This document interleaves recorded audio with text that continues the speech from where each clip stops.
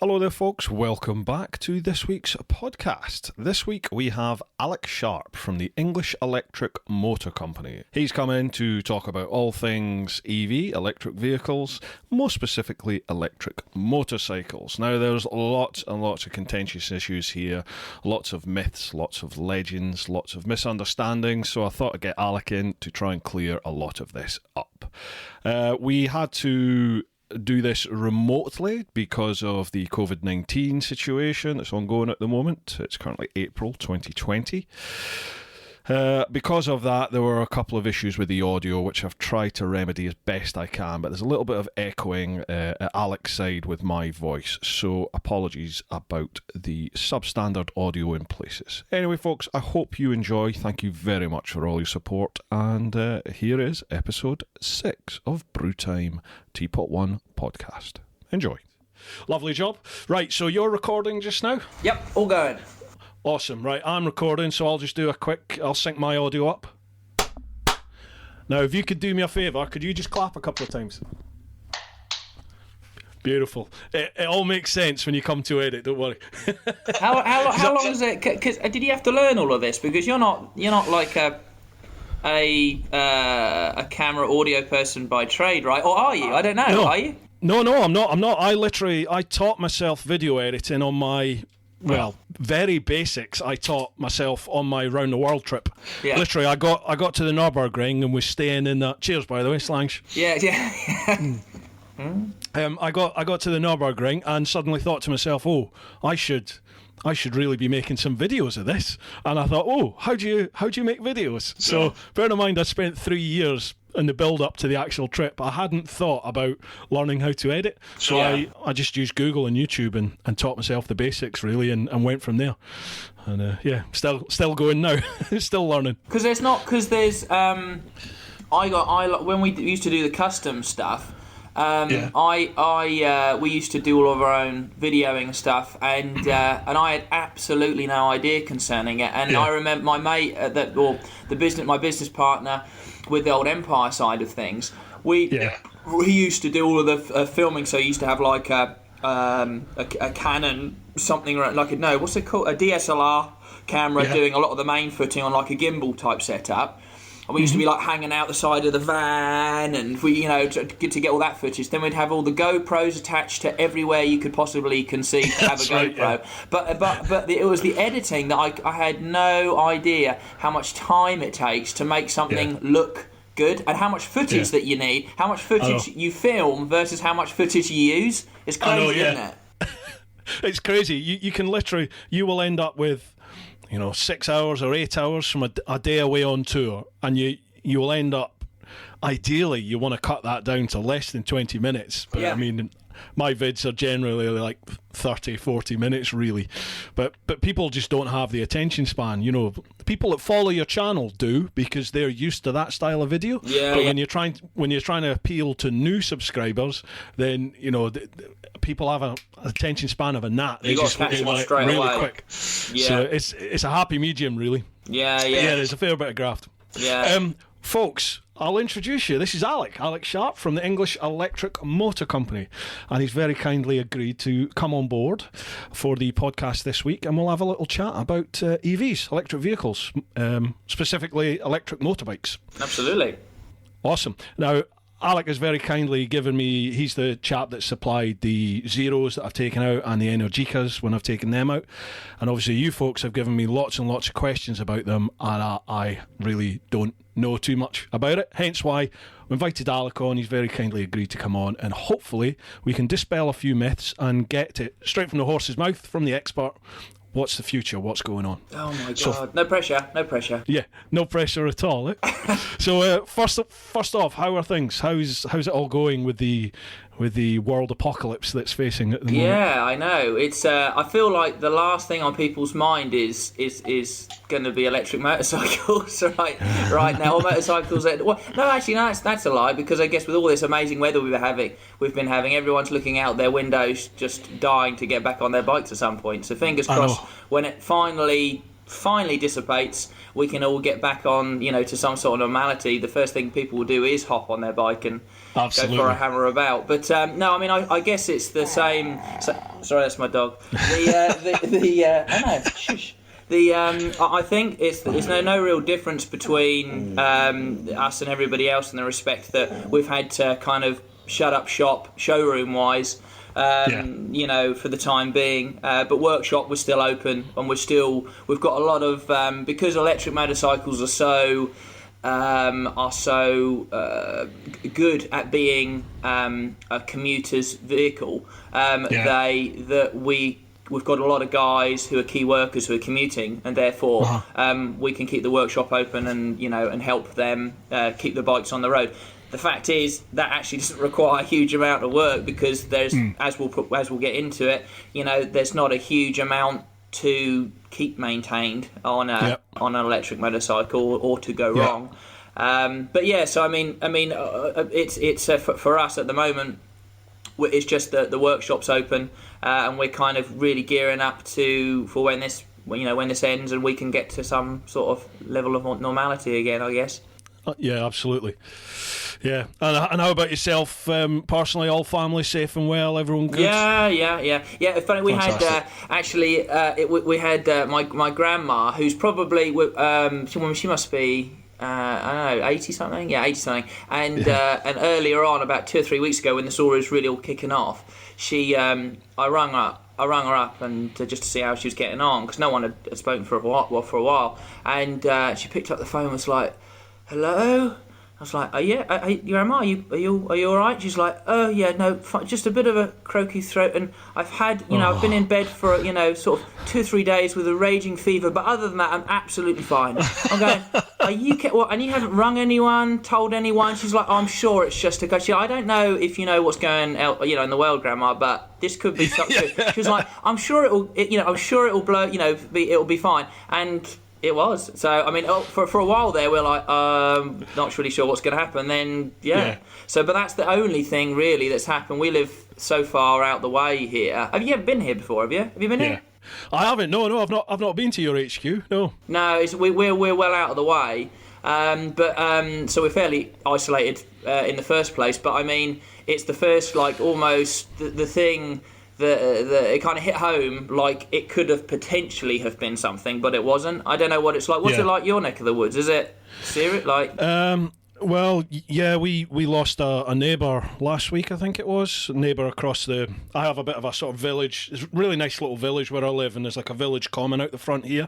Yeah. And across the way are some new houses, and sadly, one of the elderly ladies in there, she passed away. Was it last week or week before? Yeah. And that was from that. They had, ambulance turning up in the full chemical outfits when they went in to deal with it. Really? Yeah, but apart from that, that's the only casualty as such that I know of. I've had a lot of friends who've had it. Yeah. One or two were quite bad, had to go to hospital, but literally were in, got seen, and were sent straight out. Nobody's actually been admitted in there and had to stay for any length of time.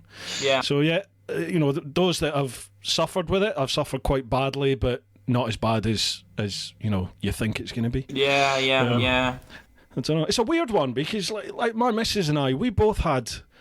Just assumed it was like a bad cold or flu, but we've both had that sort of end of last year, over New Year time. The sweats and feeling sore and really tired, but you just assume it's flu or bad cold or something. But who knows? No, but that's anyway, the weird. That. That's the weird thing, isn't it? It could you could have had it and not even knowing about it, but it is what it is, isn't it? It is. You got to move on now, haven't we? It was just sort of. I'm kind of the mindset now that all right, if this is life, if this is what it is, then we've just got to adapt, and you've got to try and for us, you've got to try and make business work now, haven't you? It's like, well, you can only go on pause for so long, and then you have to start thinking, right, how can we adapt to this, and how can we get things moving? Yeah, so exactly. That's the sort of mindset I'm moving into now, and hopefully it's only going to be for another sort of 3 weeks, a month or something, and we might start having a little bit more freedom. Exactly. We'll see. Yeah. No, but yeah. That's enough of the C word. Right, as usual, I put out on the social media said that you were coming on, and people have risen to the challenge, and we have quite a few questions to be getting through across Patreon, Facebook, Instagram, and Twitter. And I think some people have been tweeting you as well with some questions. Is that right? Yeah. Was that all? Did you get that? Did you get the ones that I pinged across to you, or do I? Yes, I did get them through. I think a lot of them will be duplicated across the platforms. People tend to have the same. Is it range? Is it charging time? Pretty much. I should have just had like a board here with. Yeah, I know. Yeah. But with this crowd, sometimes you can get some pretty obscure questions. Yeah. Don't let me down, folks. I expect a few swingers in there. Let's see. Right. So we'll go on to, I'll mention it once, onto my Patreon. If you've not joined the clan yet, patreon.com/TeapotOne. So the clan members in here, we have Andrew Scott. When will touring on electric bikes be realistic? When will touring on electric bikes be realistic? I guess it comes down to what you kind of have down as touring, isn't it? In terms absolutely, of yeah. if you I think touring is the really at the moment I think the only thing with it where electric falls down in the respect of ultimately how far you can go on one charge. And how long it takes you to charge back up again to then carry on. That is the only real limitation with electric. That's where it probably it's unable to compete with some of the bikes that are out there that the combustion bikes. But if you for a lot of people, I think that if you were to say, let's just use an example of say from here to I don't know somewhere in Scotland. Let's just say, I don't know, whatever, 500-600 mile trip. If you said, on average, most of our bigger bikes are doing 100 mile to a charge riding reasonably, not thrashing the pants off of it. So let's just say you're doing 100 miles. And you, with the right charging setup on the bikes, you can get that charging time to an hour on some bikes and less on other bikes. You can easily smash out, that kind of trip in a day, but it's more planned. There's more stops involved, Absolutely, yeah. It's a different mindset, isn't it? It is, yeah. You have to, at the moment, adapt your style to it. It's not a question of just pulling into a garage, topping up the tank, jumping back on a bike and off you go. You have to allow for this, don't you? Yeah, for the recharging time schedule. Do you think we'll get to a stage where you don't? Do you think that we'll get to a stage where it will be a case of? I think I've seen some questions and we do touch this, but in my mind, I'm thinking, well, what if we got to a stage where it was like electric power tools, where you have interchangeable batteries? Yeah. Do you think we'll ever get to that stage?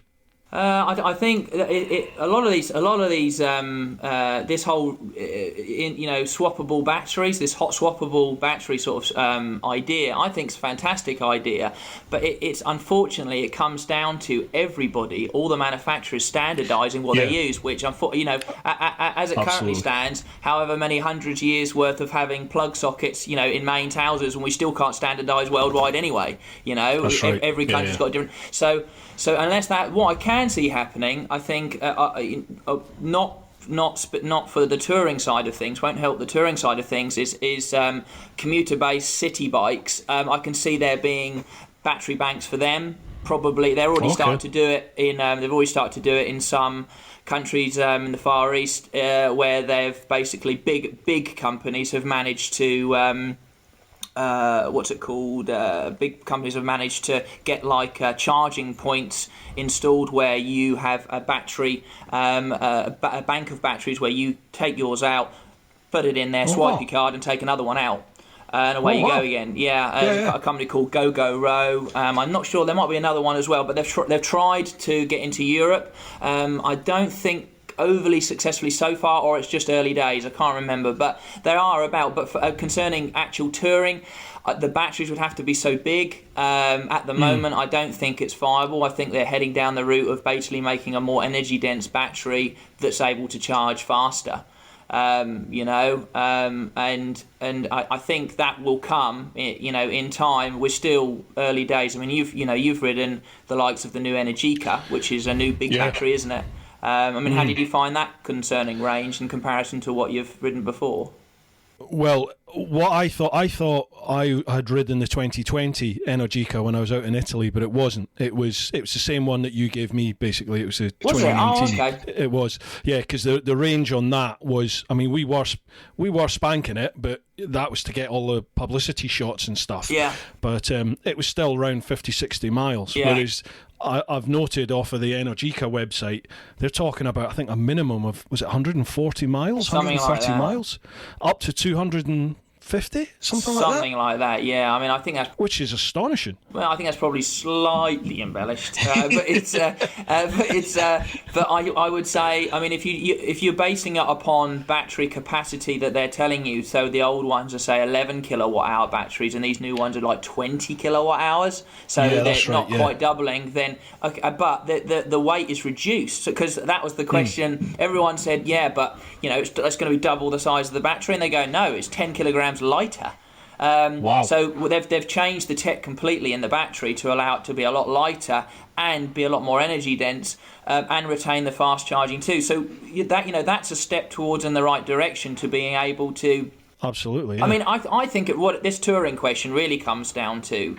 What you do, are people only going to be, will only accept electric motorcycles as a viable touring alternative to combustion if you can do 300 miles on a charge and charge up in 5 minutes? Is that the point at which people go, that's acceptable? Yeah, I don't know. Yeah, I think that comes down to what we were saying, that with electric alternative energy, you have to adopt a different mindset. Yeah. Because is it feasible to ever assume that it's going to have the practicality of internal combustion, of just literally topping the tank up and off you go? Yeah. I don't know if it ever will, just unless things like the interchangeable batteries, if that ever did happen. But like you said, logistically and just practically, there's so many variables to take into account there. But then I suppose if you look at it this way, with petrol and diesel, then there are umpteen different companies all producing that petrol and diesel, but it all has to be of a certain level, a certain chemical composition in order to work the engines, hasn't it? So they must have I don't know, but I'm assuming there has to be a set standard that 90 or 95 feel an octane level, that it has to reach in order for that to be acceptable. Yeah. So maybe they could do something similar in terms of these batteries. So this is set dimensions, I don't know, however it works. Yeah, absolutely. There is a level of these bigger companies coming together and working together, which they are, admittedly they are, but slowly, and I think almost unwillingly in some respects. So, for instance, say I'm a relatively new to all, to the charging kind of infrastructure in some ways, because I haven't seen it from a few years, maybe 5 years before. I don't really know what it was like, so I know really the charging infrastructure for the last maybe 3 or 4 years, but I do know that they're standardizing things in terms of the Type 2 fitment, the Meneke's Type 2 charging port. That particular fitment is this kind of standardizing across all the car chargers that you see popping up all over the place. Whereas before there was there is still a variety of other plugs, but they're kind of trying to all use one particular fitment, which is good. And then obviously that's what it needs. And then there's obviously the charging stations have a variety of outputs in terms of how fast they can actually charge the vehicles as well. But that's all. It was like for a good idea on that is, say, Zero with their outlook on you've got AC and you've got DC charging, and DC charging is all of the real fast charging, so that's like the Energica charging up in 20 minutes and that sort of thing. But there's far fewer stations that offer DC charging. They're usually on like motorways and stuff, and you'll see more of them come about because they're a lot more expensive to put in because everything's AC. So you'll see most of the stuff AC charging. So when Zero asked the question, why didn't they on the new SRF or the SRS, why didn't they have DC fast charging? It was a case of, well, actually, if you look about the infrastructure, are you really going to utilise the extra expense of having and space taken up and extra weight of being able to charge with DC versus being able to charge of the fastest possible AC charging? You go, well, actually, yeah, maybe that makes sense. It's so at the moment, because it's kind of chicken and egg, scenario. You got your infrastructure's not quite there to support how maybe we could be charging them, so we're kind of having to settle for what we can. It was like there was a really interesting documentary on it was on recently actually, and it was about I think it was about like the world's most important inventions that mankind has made today, and one of them was the car, obviously, and it had Carl Benz, the first guy that made the first automobiles, like this little 3-wheeled single cylinder jobby, and he was saying that he was basically, for the first 2 years, he didn't sell a single car or something like that, and he was basically in a major depression. He thought he thought everyone, he was the laughing stock of everybody. They thought it was basically a rich kid's toy, wasn't ever going to get anywhere. And his wife did a PR stunt with him and his son, with her and her sons, without him knowing. And she did, I think, 100 kilometres, which then was inconceivable that you could do that in a day, do 100 kilometres, and there was no infrastructure for any fuel, no nothing, so she had to stop off at pharmacy stores and put methanol, I think, in, like bottled bought methanol or something like that, to keep it going. And I was watching it, I'm going, God, this just reminds me so much of the electric at the moment, and that was, and you look at where cars are now versus that, I think it's only a matter of time before the infrastructure gets to a point where touring becomes viable, and the bikes will follow that, Yeah, definitely. And like you said, though, it's the chicken and the egg, isn't it? That the infrastructure won't come until there's a demand, and the demand won't come till the infrastructure's there. So exactly. It's some stage. Personally, I think our hand will be forced. It'll just be a question of, right, well, this is what's going to have to happen. So, bosh, let's get on with it and let's get it done. Yeah. Right, Pete English. Now, Pete never fails. This one's a bit dark, he says. If someone gave you an envelope with your death date inside of it, would you open it? Wow. Nothing to do with the topic. Wow. I'm not prepared for that. Yeah. Did he give that specifically for me, or is that for you as well? No, it's for both of us. Oh, okay. It's for both of us. Yeah. It's not a threat or anything. Yeah. He's a nice lad, Pete. I don't know this, Pete. Would I open it? Yeah, God, it's an interesting one, that, isn't it? I kind of want you to answer it first. I want you to answer it first, then I'll go on that basis. I think yes, I would open it, because I think I would want to know when it was, in case it was like tomorrow. So in which case I'm going to have one hell of a night tonight. Do you know what I mean? Yeah. Whereas if I open it and it's in when I'm 95 years of age, then okay, fine, I can plan for that. But if it's in the next month or something, well, I've got a lot of things I need to fit in. We've got to crack on here. Yeah. I'd want to know. I don't think I'm gonna go with no. I'm ignorant. What's it? Blissfully ignorant. Is that the word? Is that? Yeah. Ignorance is bliss. Yeah, that's the one. Yeah, I think that's what. Yeah, I'll go with that. So one yes, one no. Good question, Pete. He's got another one, actually. Why can't electric bikes have a battery that are easy to change? Oh, there we go. This is exactly what we said. You could just pull up at a battery station and change an empty one for a full one. Well, we've covered that, haven't we? They're like the two oddest questions to have together. Like, how I don't know how your brain works in that. What about the death thing? The electric motorcycles, and that's crazy. You need to meet Pete. That'll explain everything. No, he's a good lad. He's a good lad. Right, Stephen Peckett. Similar question to Andrew. Charging times make long trips unrealistic, even if the range is 200 plus miles. What is a realistic target for quick charging? 10 minutes, for example. And how long does Alec think it'll take to achieve 200 plus mile range with a realistic charging time? So are we saying a realistic charging time is sort of around the 10-minute mark? I think that's what he's saying. Yeah, cars are doing close to that. Some of the cars, I think, aren't they? Not they're getting serious amounts of charge time within charge capacity. They're getting serious amounts of energy within that kind of time frame, aren't they? But then they're usually on DC charging, and they're charging at an insane rate. So I mean, bikes usually follow cars in general, not just electric, like 3 to 5 years somewhere down the line. So right. I think we're probably in another 3 to 5 years. Then I think we're probably going to be within the realms of having a battery that's going to be doing a couple of hundred miles, I would think, and probably charging certainly under an hour. Yeah, I would say it's difficult. It's so difficult to know with the battery tech as well, because the lithium, it will reach a plateau, like a level at which they're not going to be able to take it any further.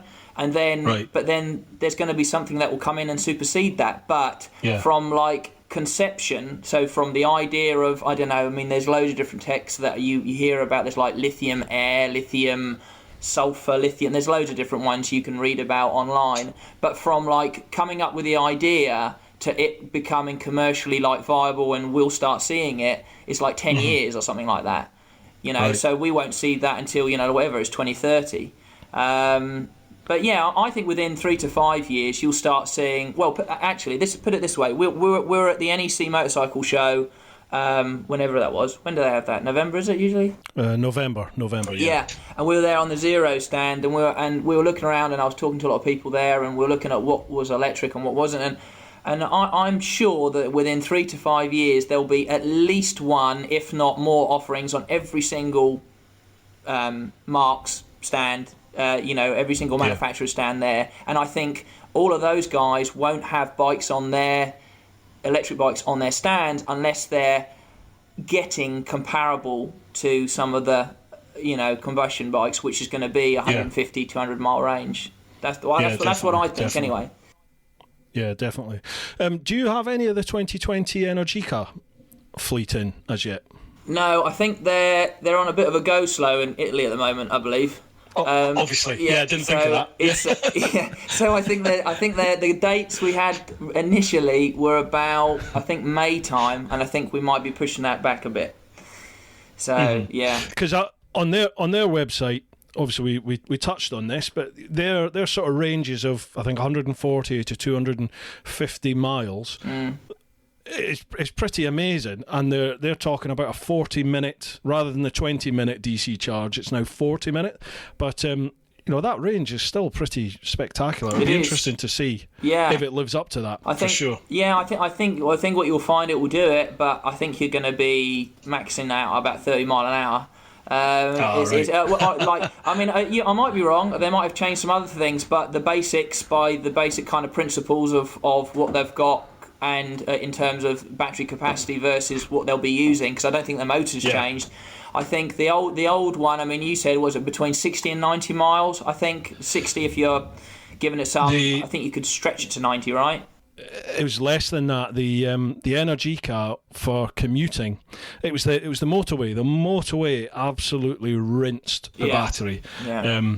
It would use over half the charge just doing 20 odd miles on the motorway in. But then once I came off the motorway and I was into the town, it did the last sort of 18-20 miles, and that did probably about 30% of the battery.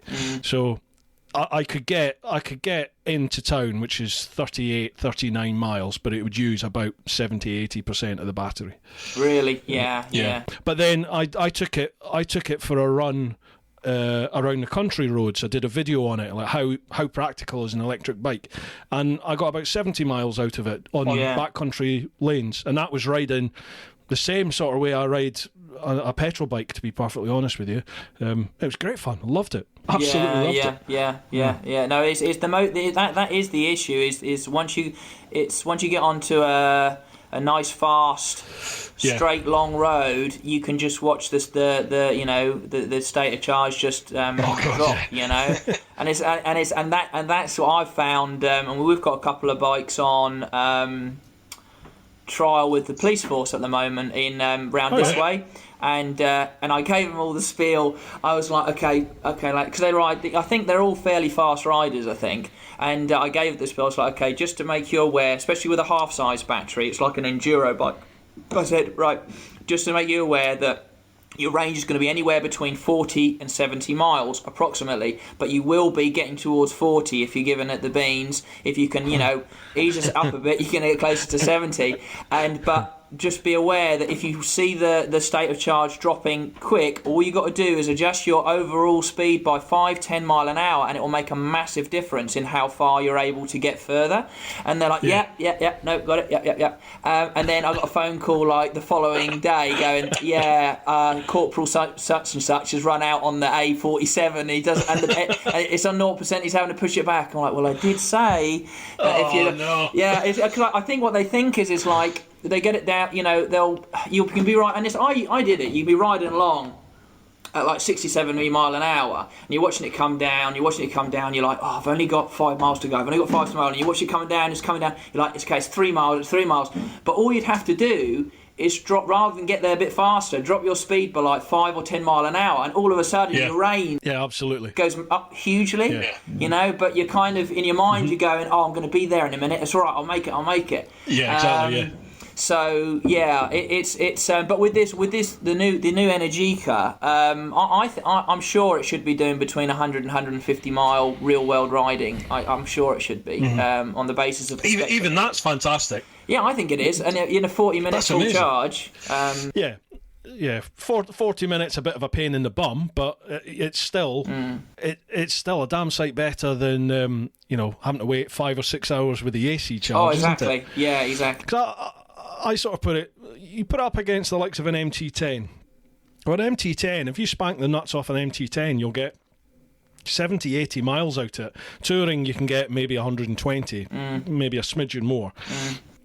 And to refuel that is literally just fill up the tank and off you go. But range-wise, electric bikes are starting to overtake some petrol bikes. Yeah. It's just the practicality of the recharge, Yeah, it's the recharge, Yeah. Right, another one here. Steve Meeson. Do you think there will be a market for second-hand electric bikes, as I feel there could be some drama with dodgy batteries being palmed off on the used market?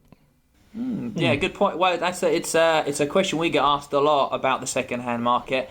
And all I can say is from our experience is that the second-hand market is incredibly strong with electric. We had some recent phone calls with other dealers and spoken with other dealers who deal with some of the brands that we deal with. And second-hand stuff, if they have any, just goes straight away. Even now, it's because I think. Awareness is growing in concerning people seeing more and more electric around them. Sometimes, like you said, they're having to be forced into riding electric, like with ULEZ zone and all that lot. Yeah. I think genuine intrigue comes into it. They're just interested in it. But the thing that can put them off is the price, and which a lot of people. We can be at shows and especially around this way, because we call it a thing called Suffolk Price Mind, which basically mean that anything more than a fiver is atrocious. And so, so we're you go, well, this is a 10 grand, zero start as an example, start at 10 grand, give or take, and they're going, cool, bloody hell, that's expensive, isn't it? I'm going, well. Okay, well, tell me a new bike that you can get for under 10 grand that performs like this, as an example. And really, there isn't. I mean, again, if we just took I don't know, say the Enduro FX Zero, half-size battery, it starts at 10 grand. I mean, its equivalent is going to be like, I don't know, maybe like a 450 KTM EX, one of the on-road ones. Well, they're anywhere, I think, between 8 and 10 maybe, something like that. They're not a million miles off. But where people make the comparison, where people stumble on and can't get past the point, it's the value versus how far they can go in terms of like a charge. So they'll be like, but on a KTM I can do 150 miles, I can fill up in 5 minutes, then I'm on my way again. That there's value in that for them, if that makes sense. Whereas they go, it's always a limiting factor, because it's a limiting factor for the electric. They feel like it needs to be cheaper. That's one of the stumbling blocks we always come across, and also because people perceive it to be, and I get it, a perfect secondary bike. So if you've got your bike in the shed, which you can smash out 500 miles out, no worries, in a day, don't have to plan nothing. But then to be also have space for your electric, which you can have an absolute hoon around on a sunny day for 50 to 100 miles, that's your perfect setup. But that bike should be 5 grand, but it isn't, it's 10. That's the problem. But with second-hand stuff is when they haven't quite come down to half price yet, but some of the earlier, let's say, Zeros now are coming up for maybe 3 years old. They don't, for me anyway. I mean, I've got a waiting list of people wanting to get on electric and prepared, to pay reasonable second-hand money. Reasonable money for a second-hand unit. Oh, that's interesting. Yeah, definitely. Yeah, I mean, it is a concern. I think when I've had a quick look at some of the questions that have been coming in, the battery life, like the battery cycles, all that sort of stuff, that seems to be a concern. Oh, thank you, dear. Thank you very much, Mrs. Teapot. Good work. Thank you. That seems to be a concern from people, is how long will the battery actually last in terms of cycling. I'm pretty sure there are some questions on that later on, and that was something that I got monumentally wrong in I think it was the last vid I did, the one where I said how practical are electric bikes when I took the Energica out, because I went purely off of the Energica website, and they had a set amount of cycles which they said. In fact, I've got the Energica site here. Let's have a little look. Technology, no. This is the how many times you can charge and discharge. And I think it was whatever figure it gave. I'm just being bamboozled by figures when I look at their website at the moment. Whatever value they gave, I worked it out, and I thought to myself, well, if this is your main bike and you're riding it 5 days a week, say you're commuting on it, then obviously it's going to need to be charged every single night. Yeah. And I think I worked out that going by how many cycles they said it had, it was roughly about 3.5 to 4 years, and then according to them, it would be like, well, that's the battery. Get another battery. I was thinking, oh, blimey, that's pretty different to what I thought. 3.5 to 4 years. I thought to myself, oh, these things will probably go 5-10 years. Have you got any experience in that? As in, like, how long do these batteries realistically actually last for? Yeah, I mean it's I mean, I've been properly dealing with electric in the last 3-4 years really. So like I can't, I could blag it and say and say that it's something that I don't have any concerns about. But I guess there is a concern there, to what we're being told versus what will happen. Let's say in the next couple of years when these bikes are turning 5-6 years old. But on the basis of who I've spoken to who have been in the particularly Zero, because they've been going since about 2009. I think with the better bikes really coming in like 2012 onwards, and then really the nicer stuff I think coming in probably 2016-17 onwards after that. But you've got, there's a really good I think we posted it up yesterday, funnily enough. There's a guy in New Zealand New Zero Land, that posts regularly on Zeros, and he's been riding round, I think, for the past 4 years. I can't remember the mileage of the bike, but that's a Zero, and he wanted to do a test to see if he was going to get any less mileage than what he had when he bought it. He either bought it new or second hand then, I think. I can't remember. But he did a test, and he said there was so little difference between the mileage he was getting 4 years later than, versus what when he had bought it. It wasn't worth noting. So I think I understand people's mentality on it, because they make that comparison with your phone battery, with your tablet batteries, which just seem to shit themselves every few months or a year or whatever. And I think it's not the same. It's different tech. It's different ways in which you're using them, the batteries as well.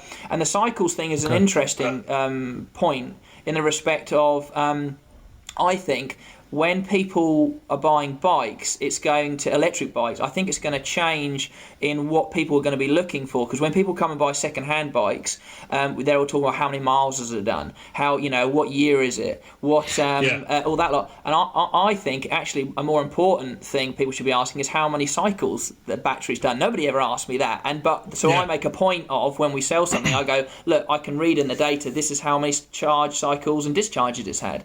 They do it in the car world, but I don't think it's really done in the motorcycle world, because it's not something that really happens. There's not a lot of second-hand bikes available, rather. I think what will, and I'm sure there's more questions regarding it, I think there'll be a bigger and bigger market for battery rebuilds as well as these things get older.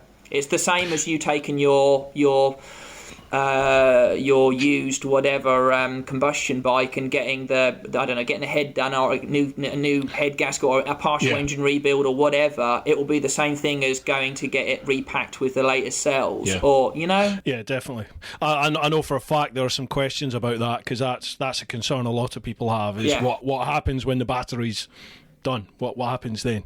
I've just found it on the Energica site. It says for the 2020 Energica SS9, the battery life, it's quoting 1,200 cycles at 80% capacity and 100% DOD. What's that mean, DOD? Depth of discharge, I think, isn't it? Oh no, I hope that's right. You're going to get a whole load of people go, that's not correct. I know, you will, I think that's what it is. Yeah, so I think 1,200 cycles, I just said, was 365 days in a year. Let's say, conservatively, you use your bike 300 days of the year. So what's that, 4 years then, effectively, isn't it? 4 years worth of cycles. Yeah. Is that what they're saying? So, because the thing that I've never actually worked out is if a cycle constitutes a full charge and a full discharge. I don't know if that. I don't know. Yeah, see, I don't know that, because we get told Zeros are 2,000 to 2,500 cycles, and I've always assumed that means a full charge and a full discharge, which obviously then that changes your spec slightly, changes the figure slightly, because we say with I know Zeros best because they're our biggest brand. Energy, because we took on whatever a year or two ago, and we're getting more and more familiar with them. But I know they're a different battery chemistry to what Zero are anyway. Right. And they're good for a couple 100,000 miles before they fall below 80% capacity. The Zero batteries are anyway, but I think they're quite I think they're quite careful with that as well. I think they're probably like this guy who'd been riding around. I think they're probably better, but they want to play on the safe side of things. Yeah, when I was lucky enough to be invited to the Moto E event with Energica last August, September time. Yeah, where we went, and we actually had the owner of Energica. She was there, so it's a brother and sister, I believe, that own it. Cecilia? Yeah, so she was there, and they took us out for dinner and everything. I was chatting with her about it, and that came up. There's a chap, Sean Pope, he does the motorcycle side of Drive Tribe. Yeah. The Jeremy Clarkson, the Top Gear lads, their website. Well, Sean was there, and he was asking her about this, about the battery life, and she said, well, they've tested them to over 400,000, is it miles or hours? hours or miles, whatever it is. She said whatever it was nearly 500,000 that they've done now, and she said there is no drop in performance. Wow. So yeah, that's crazy. So, whether that's miles or hours, that's pretty damn impressive. It's a lot of whatever that is, isn't it? Yeah. That's crazy. But then, which is what I had in my head, and then when I saw on their website 1,200 cycles, I was like, oh wow, that's a bit of a difference from saying it is. 500,000 and there's nothing. Yeah. No, it's the thing is that because it's the most expensive part of the bike. I can understand. Because for us when we have, which we have had some battery issues with, not just some of the bigger brands, but some of the smaller stuff. I luckily it's all been in warranty so far, but we are going to get to the point where there are going to be issues with batteries outside of warranty, and that's why we're and because in general the battery's about a third of the cost of the bike. So if we got a 10 grand battery, 10 grand bike, that battery's going to be like whatever 3-4 grand, and the issue with the battery is that you only need I think that's the difference with an engine, is that there could be a component on it that busts, or you've got a problem with it. In theory, unless it's something deep inside the insides of the engine, which you probably would need an engine rebuild, and therefore it would be very expensive, it's relatively easy to replace that bit. And the battery, the battery setup is similar. You've got not a lot of parts there to go wrong in the first place compared to an engine. Right. But if something goes, let's just say a cell goes, which is unlikely. I mean, there's not a lot to go wrong in there. If a cell does go, then that means the whole battery needs to be replaced. I think that. But however, that's what we're looking into. So you're fine with all the warranted stuff. They'll just do a straight swap. Jobs are good. But that's why we're looking into battery repairs and battery. That's going to become a bigger and bigger thing. Which at the moment it isn't, because there's no market for it. But there will be. It's funny that the next question actually from Ethan Hardwick is exactly about that. With regards to how the bikes are powered, how long are the battery power packs viable for?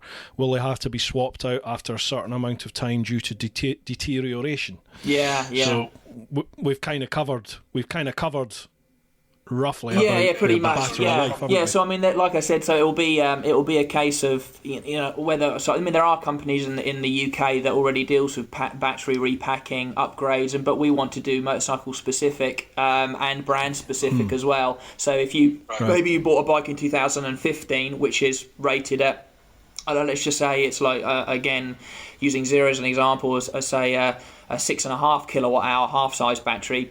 Well, the newest ones they bring out might be 8-point-something kilowatts. We could actually upgrade it if we wanted to. I mean, this is all stuff that we're playing around with the ideas of, and repair it. But it's not. It's in theory. It shouldn't sound like it's scary. Like I say, if a cell goes down, the whole battery needs to be replaced. Because in essence, if you can make that comparison to an internal combustion engine, if something deep inside the engine decides to, the crank, bends or something, something horrendous happens deep inside the engine, it's still a massive job and an expensive job to replace all of that. It's just when your big end goes, that's the end. Exactly, of it, isn't it? But the thing is that you've got the know-how and the facilities in place, because we're used to doing that. That makes it easier to do than it does with a battery. So again, it comes down to this, how new it is to everybody. Yeah. Next question we got here, there's already a bit of discussion about it. Gareth Jib Africa Twin, he's asked, will we see in the near future self-charging as in cars? But somebody's already piped in there, Dazadorf, and said, the hybrid cars that claim to self-charge are just normal engine cars with a small electric motor and battery for inner city use. They're not self-charging. What do you know about that? Because I mean, so when what was his question about self-charging? Yeah, will we see in the near future self-charging, as in you get in some cars say they're self-charging cars, don't they? Yeah. The hybrids.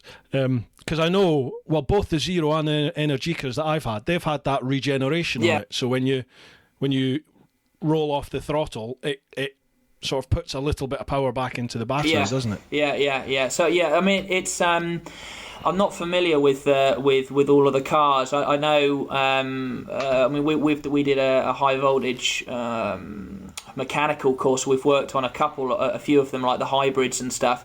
But the regen side of things for the bikes work on the basis of using the bike's inertia to turn the motor into a generator and basically pump the battery, recharge the battery when you're not using it.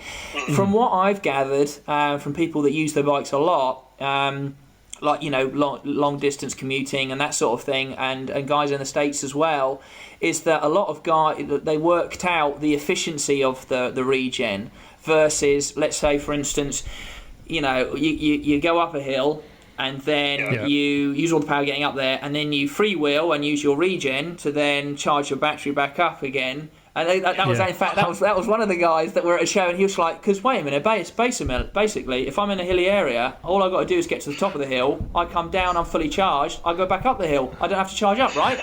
I'm like, I think that's perpetual motion. I don't think it is. Yeah. Because it's, at the moment, it's only a tiny amount, isn't it? The regeneration's just, I think I would maybe be lucky to get... I would maybe be lucky to get 1% in a trip into work. Yeah. Do you know what I mean?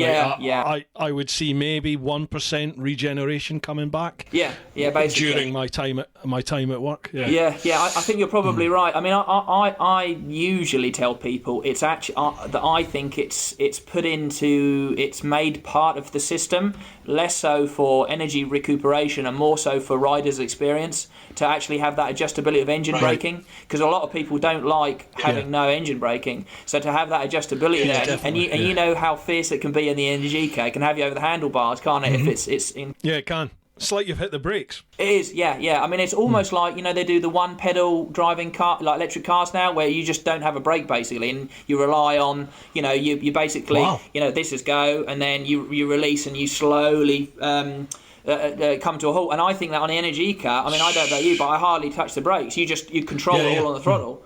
It's very smooth. Yeah, it is. Yeah, but the regen side of things, it's I'm speaking to a few guys and looking at what their take on it is. They seem to think that you're actually, if you're talking about energy efficiency, if you went up this theoretical hill and you were coming down, you'll actually go further with no regen on, allowing gravity and you to freewheel, there being no friction against you trying to recoup the power, because obviously you're going, the more regen you put on, the less further you're going to go, more resistance. The more resistance you'll have. But they reckon that the power that puts back into the battery is less than how much further you'd go without any resistance. If that makes sense. Oh wow! Yeah, I know.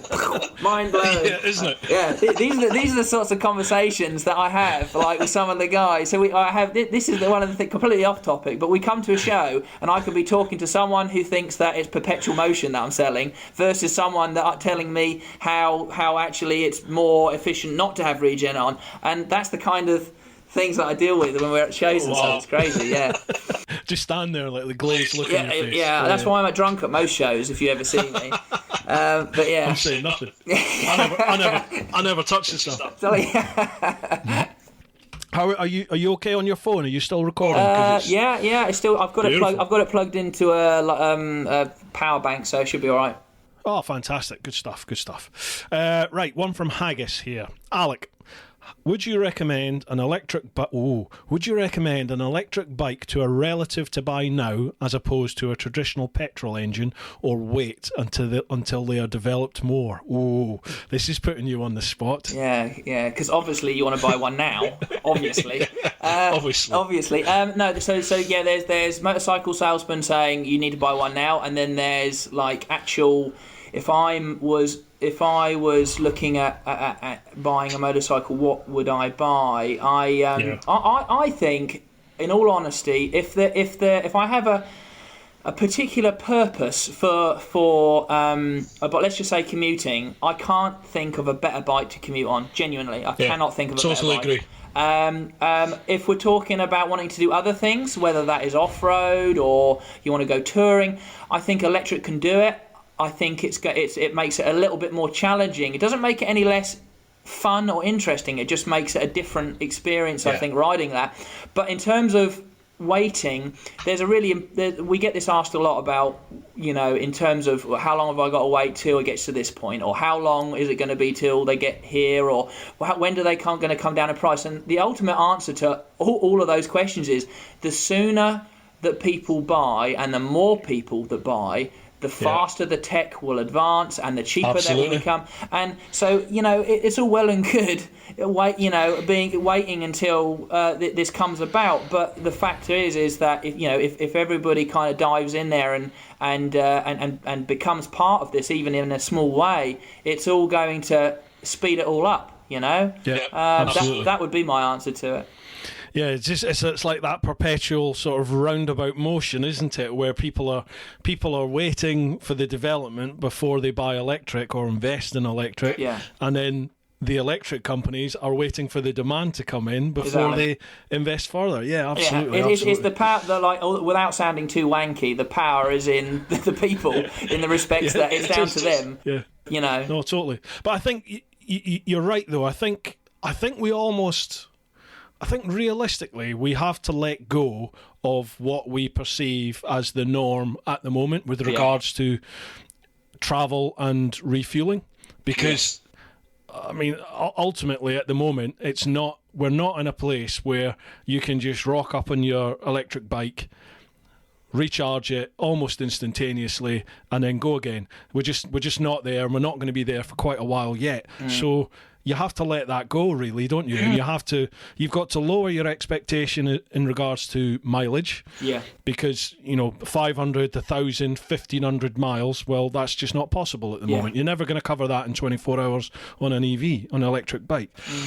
But even something like 300-400 miles, that's 200-300 miles on real nice twisty roads on a petrol bike. That's a good day in the saddle with quite a few stops to have cups of tea and stuff. On an EV, those cups of tea and breaks are going to have to be places where you can charge the bike up, and they're going to be 40 minutes or an hour each, aren't they? You can have an opportunity to have a full meal 3 or 4 times. It's not going to do anything for my waistline. Basically, all electric motorcycle riders are going to be obese by the time, aren't they? Pretty much. I'll be a poster boy. But I tell you though, I honestly, hand up here, I really don't think, especially with what Energica are claiming for the 2020 fleet, I don't think we're that far from it becoming viable, really. Just, like I said, you have to change your mentality a bit, but I would really like to do a big trip, as in not around I'd love to do around the world, obviously, but like a UK sort of Land's End to John O'Groats or something on an electric bike, just to maybe dispel a few of the myths out there and the concerns. Because I've had a little look. I've been plotting it where the charging stations are, and it's perfectly possible. In the arsehole of nowhere, up in Scotland, there are DC charge stations. Sorry? We can help with that. Mate, I'd be well up for it. Honestly, I'd be up for doing it. And it would be... I think it would make interesting content, that. Yeah, absolutely. I mean, the people's perception on electric being restrictive, something doing like what you said, I think would really show people that it takes more planning. Yeah, you're going to be waiting around longer, but does that make it a less interesting and a less enjoyable ride? I mean, as an example, we've got one of our customers who rides a Zero full-size battery. That's a 17 model, so that will do anywhere between 70 and 100 miles, normal riding. He rode from here to south of Spain, and on it. And seriously? Yep. And he did it. I mean, it took him about 6 months, but it didn't take him. But it took. I can't remember how long. It wasn't a silly amount of time either. It was a little longer than it would have done normally. But the really interesting thing was, because we got his bike called Prep to Go. And the really interesting thing was when we were speaking to him about when he got back was, what were the highs and lows of this, that and everything else. And the bike performed flawlessly the entire time for one, which was great. The second thing was he said genuinely he's done that trip before or a similar one on a combustion bike. And he said the amount of places that he saw and the people he met that he wouldn't have done had he not had to spend a little bit more time finding where he could charge and waiting whilst he charged. He said, and he wasn't just saying this because he is a big EV guy as well, but he's got a normal BMW too.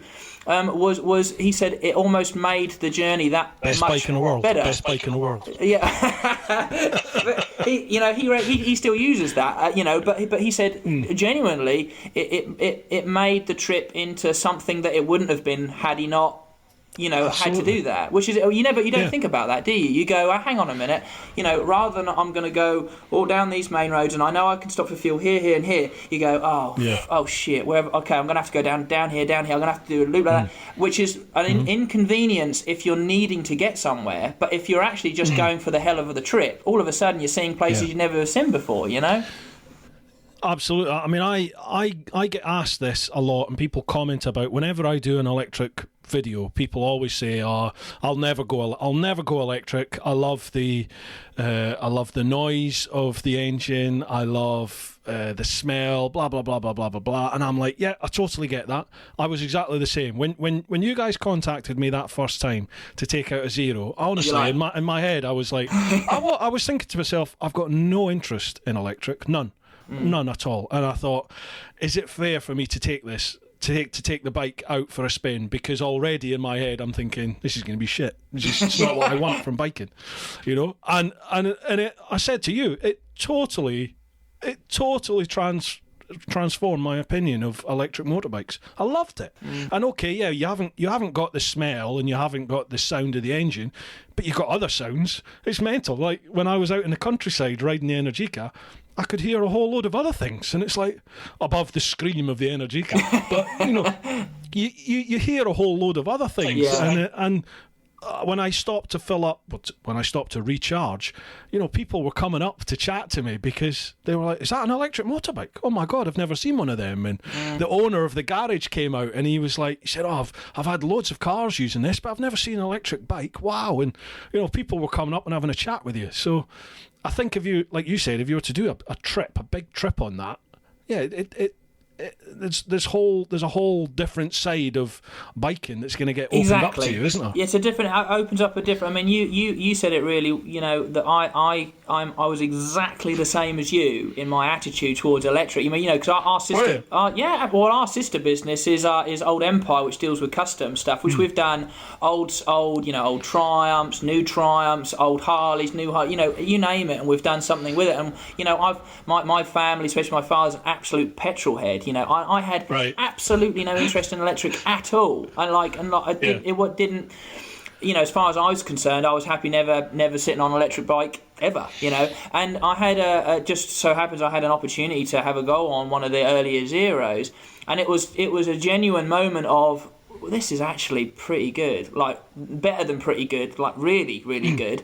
And then after I kind of really thought about it, I was going, well, why do I like? I mean, I massively overthink everything anyway. But I mean, I really, really thought into it, and I thought, why do I like it? Because there's not no sound. There's a different sound. There's no vibration. There's none of that. And then when I really looked into things, I think, well, actually, for everybody rides for a different reason. Whether that's social, or whether that is the noise, or whether that and a combination of all of these things. But what I realised was that a lot of the things that I thought was the reason why I rode and I like to ride motorcycles, which was the sound and the vibration and the all of that lot, was actually not really important to me. What I really enjoyed was the actual riding, this feeling of the sensation. Yeah, the sensation of it, exactly. Yeah. Absolutely. That for me that sold it for me. And also the idea that, and I think it's important people understand that, well, for instance, people like myself who come from a background of combustion stuff anyway, like everybody does, everybody who's, it's still all around us. It's important for people to realise that we're not like here as, the people that are trying to take away combustion from everybody, because we still love it and it's still going to be a huge part of it through an entirety of my lifetime. But what will happen, and it is inevitable, because you only got to look at what's happened in history when a need has arisen for another form of transport to come in, whether that be to do with the environment or whether that to do, for the economy, whatever, is that slowly the other one dies away. It's not like, and it doesn't mean that it's all of a sudden replaced. It doesn't mean that it's banned or anything like that. But very slowly it becomes less and less viable to run vehicles like that, and I think I honestly think that's what will happen. And my conversation I usually have with people is that look at the steam engines, look at all the steam stuff and all that. Now that's everybody, that almost everybody you speak to who goes like a steam fair is in awe of these steam engine stuff. That was every day. For every, at one point that would have been a common cutting edge technology. Yeah, exactly. Yeah. But now it's there for enthusiasts to look at and think. And I'm not saying petrol cars and bikes are going to be. You're not going to have your BMW GS at a country fair with an old boy in front of it starting up for people. But so in decades down the line, they're going to be perceived as people going, God, you used to put flammable liquid in that, and you used to, and then sit beside it. Yeah, with the cigarette on the go. That's inevitably that will be happen. So it's not. It's. I think it's important that people like you did, it'd be open-minded enough to have a go. Absolutely. That's what I say to everybody. Everyone that comments on any of the videos saying, I will never, over my dead body, I will never, ever buy an electric bike. I say to them, ride one. Just ride it. Yeah. Just ride it. Yeah. Even if you think you're going to hate it, take one for a spin and just see. And if you don't like it, once you've ridden it, once you've given it a fair go, fine. No problem. Yeah. You will likely, as you said, in your lifetime, you will probably never have to buy an electric bike. Yeah. But you can't. I just think you cannot have this total. No, that's utter dog shit. I'm never ever taking that. Yeah. You can't have that opinion or qualified opinion unless you've ridden one. Yeah. Absolutely. Yeah. I agree. And that's why our policy is like working with you guys is to get allow as many people to have a go on them as we possibly can. And I know full well that God knows how many demos we did on a yearly basis. It was a lot. Our demo bikes rack up thousands of miles, and whenever I have a conversation with the guys that own normal combustion motorcycle dealership shops, they're like sickened by the fact if their bike goes over like 250 miles the next demo, and ours literally have like thousands of miles. But I cannot understand having a demo here not doing anything because right at this moment in time, people need to get on them, they need to try them and see what they. And it doesn't care, I don't care if they come back and go, "That's an absolute heap of tud." But I have never had that, and I've demoed some pretty straight down the line guys that would have told me if it was a dog crap, and I haven't had a single person come back disappointed with the ride. I'm not surprised. I really aren't. Right, Michael Wright. Why change the drivetrain to electric, something that is damaging to the environment in its production and ultimately its disposal, when the technology is available to change the fuel utilising CO2 to something that is as good as if not better than petrol with no pollutants when used? Is he talking about hydrogen? Hydrogen, I'm assuming. I'm assuming. Yeah, hydrogen. There's a few other various companies working on various different alternatives to putting, oil-based refined products in your combustion engine. It kind of, there's an element of that. It kind of makes sense that everybody's already driving around in these things. Why don't we just change the liquid that we're putting in them to far more sustainable, environmentally friendly ones? Don't get me wrong. That makes sense in a lot of ways. But I think what has to be said is that for me, there's the basic argument is this efficiency side of things.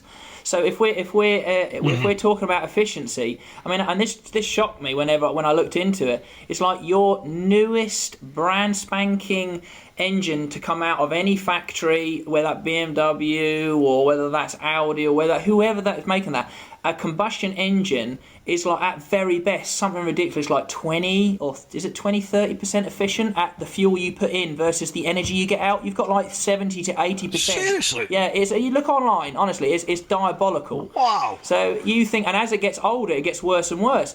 The fact is that any of our bikes here, whether that be a children's little kiddie off-road bike to one of the big full-blown sports bike, if you the energy that you put in that, 100% of the energy you put in that, you're getting 99.9% efficiency out of it. Because seriously, yeah, because you haven't got any of the waste in heat, in moving components in there. In a motor, in our motors, that you've got two bearings, a shaft, and that's it, pretty much. It's direct drive, so you haven't got a gearbox on a lot of these bikes as well. So for me, that's my base argument, is that yes, you can go down this route of stretching out the life of all these engines and stuff, all the combustion engines, and who's to say that's wrong? But maybe there is merit in doing that for a period of time. But why, on the basis, would you spend all that time and money when the fundamentals of an electric motor are so much more efficient, than it is in combustion?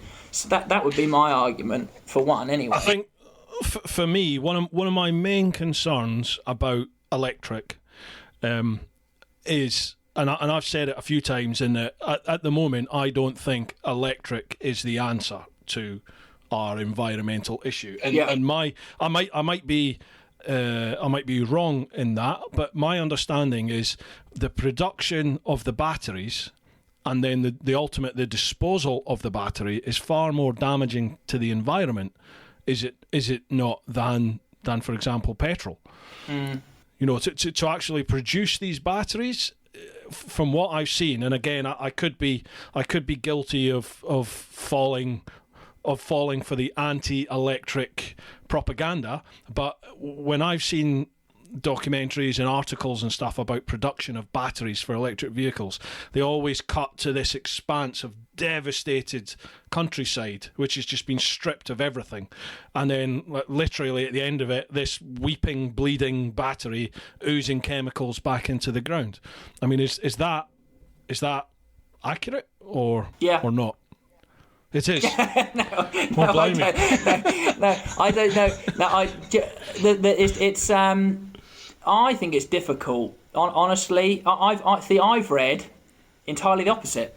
But this is the difficult thing, is that I feel like, in being in a position like you or me, and most other people, is you're trying to sift through, trying to find what actually is the truth. It's very difficult. You're undoubtedly being fed, for all the guys that that make all their money, like the oil companies and all these other guys, the car manufacturers, that electric is bad and we need to hang on to combustion. All of this one side of the thing, and then obviously on the other side, you've got all these new guys coming in, and all the guys that make all of the that mine all the lithium and everything else that goes with EVs, that are pushing it the other way, and obviously all the climate change activists and stuff all pushing it, are sided with one people and versus the other, and so it's very difficult, I find, to make, like with most things, have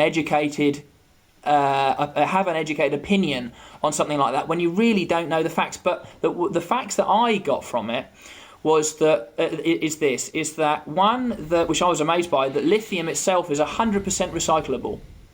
So the lithium is, every single bit of lithium that goes into a battery, which is a small proportion, but supposedly, is, you can get that all back, and you can recycle a battery. But unfortunately at the moment it's more expensive to recycle a battery than it is just to dig the raw materials out of the ground, continuing to do that. So I think it's one of those things that it's again, chicken and egg to a certain extent, that once we get that kind of demand, we are gonna be looking elsewhere to sustain battery tech and improve it. And along with that, we'll become making it a renewable industry as well, repacking batteries, and all of that will come. I think at the moment, because we're at the beginnings of things, I don't know enough about it. I'm sure there'll be people watching, listening to this that maybe do. But as far as I'm aware, there's the opportunity far more with electric than there is with combustion, pulling a liquid out of the ground and having to refine it, and all the transport logistics of everything, getting that liquid all about the place. And there's far more waste and emissions and everything dealing, with that infrastructure than there is with electric. And for me, a real fundamental thing is that electric, anybody can, can make their own electric. Anyone can have their own solar panels, their own little wind turbine, their own little power wall or whatever. They can do it themselves. It's very difficult. You can do it. I've got friends that do biodiesel and stuff, or used to, but it's a pain in the arse trying to make your own fuel. I know that. And they always end up gumming up all their fuel filters with bits of chip fat, and their car stinks of the local chippy as well whenever it comes by. It's that you can do it, but it's so much cleaner and more efficient. Admittedly more expensive at the moment to get a solar, wind, etc. set up. But you got to look at not where we are now, but where we're headed. And for me, electric is a far more long-term viable option because it's so much. It's so much simpler. It is. You can't. You're taking raw energy from all around us, whether that be wind, sea, and you're turning it into something you can put in a bike, a car, and run it without any kind of emissions at all. Whereas, that for me that sold it to me. So I mean, I can't comment on the ins and outs right now of the the batteries. I mean, for us, we don't, all our batteries we're keeping, and we're trying to, like I said, we're trying to work at recycling them round, giving them a second life. Yeah, I've had people comment on this before when I've said exactly what I've just said to you, in that I wasn't sure if electric was going to be the future because of the environmental impacts of its production and its disposal. People have then counteracted that in comments and said, but the batteries aren't dead at the end of their life. You said that they're then incorporated into power walls? Powers, yeah. Yeah, and they can be incorporated into home charging stations and all different of other things. Yeah. And they said the battery never actually will die. It will always be of use. It's just its efficiency gets reduced. Yeah, correct. And then as battery technology develops, then obviously there'll be less and less and less degradation in that battery. Yeah. So, yeah, it's interesting. I'm sure there will be more questions about that as we go. Yeah. There's quite a few duplicate questions here. Dazadorf, due to Honda current patents, I take it that must be patents, due to Honda current patents that was shown in Motorcycle Papers Online, do you see a line where electric vehicle motorcycles will mainly be used for city use and short commuters? Then if hydrogen gets the investment equal to EVs, then it would be more likely to replace the current internal combustion bikes like for like, in a manner of speaking. So I think what he's saying is electric just going to be like by a means of transportation for commuting, short-term commuting type stuff? Yeah. And then as the demand grows, will hydrogen get the investment to become the alternative to internal combustion? Yeah, I think we've kind of covered that, I think. Yeah. I mean, I think at the moment, like we said earlier, I mean, at the moment, I don't think there is there's the efficiency side of things. For me, the base level argument is that there's nothing out there as efficient as electric and electric motor. And I think it'll do all of the things concerning torque delivery. You can make it perform how you want it to perform. It will do everything better than an internal combustion engine with everything, with all the bits on it, transmission, this, that, and everything else. It will do it better than that. The only issue, and has been and will be for a while longer, is energy storage, like we've just spoken about. That's the only issue we've got. But in terms of what we've said in terms of electric in inner cities, right now, I think that's really where it comes into its own. Electric. Electric scooters, we sell a lot of electric scooters primarily into inner cities. I did a fair bit in the countryside as well, but a lot in the inner city because, again, they're easy. Removable batteries, like we spoke about earlier. You take it out, you take it inside. You can charge it at work. You can charge it at home. Is that what they've got? Yeah. Oh, I didn't realise they did that. Wow. Yeah. They're really, really. They're so easy to use, and with a removable battery, it also allows you to. Easily upgrade, easily add an additional battery in for some of our models that we have. So for city commuting, I would say right now, most of the bikes we're dealing with have a 30 to 40 mile range, and if you look at a lot of the mileage that say even like a delivery driver to a certain extent. I know a lot of guys in the inner city who are like Deliveroo and stuff. They're moving more and more onto electric because they're able to have a battery on charge at where they're picking up from all the time, and then a battery in their bike. And if they've gone beyond that 30-40 mile range limit, then all they do is just swap it over, put the other one on charge whilst they're out and about. That's charging, easy peasy. That's basically the holy grail, isn't it? That's what we want and need for the bigger bikes. Yeah. So. What's stopping them doing that? It'll be like this big battery. Oh right. Everyone's on the great big Harleys. Yeah, it'll be you'll stop at a station and a forklift comes out and lifts it, and then you open the tank up and it drops it in the top. Is that what it is then? Just the physical size of the battery that would be needed? If you look at, I haven't got anything here to show you, but it's a battery for a scooter is going to be like that sort of size, and that'll get you 30-40 miles, but you've got to times that by pretty much 4, which is going to be that sort of size to get the kind of mileage, or even 100-mile range. Wow. Well, that's interesting. I didn't realise that about the commuting, the little scooters that they had interchangeable batteries. That's interesting. Yeah, they're really cool. Some of them are really, really cool. like I say, some of the bigger cities are trying to embrace them more and more by putting these charge points in. But then that comes down to what we spoke about earlier about this standardisation. Right. I'll try and. This has been what?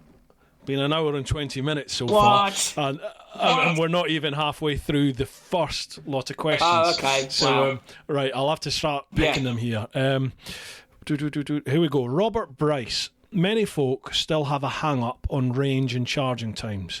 Where is the EV industry currently with graphene battery technology? Is it the way forward, and will the technology provide the increase in energy density required to tip the scales away from fossil fuels? Oh, wow. Sounds like he knows what he's talking about. Skip.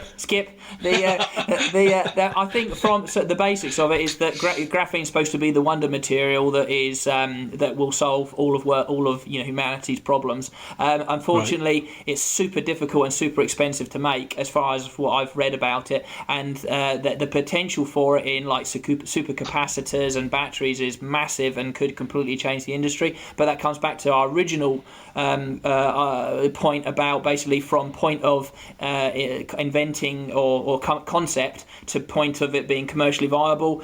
It can be 5 years to a decade. So I don't think we'll see anything like that for a while, at least.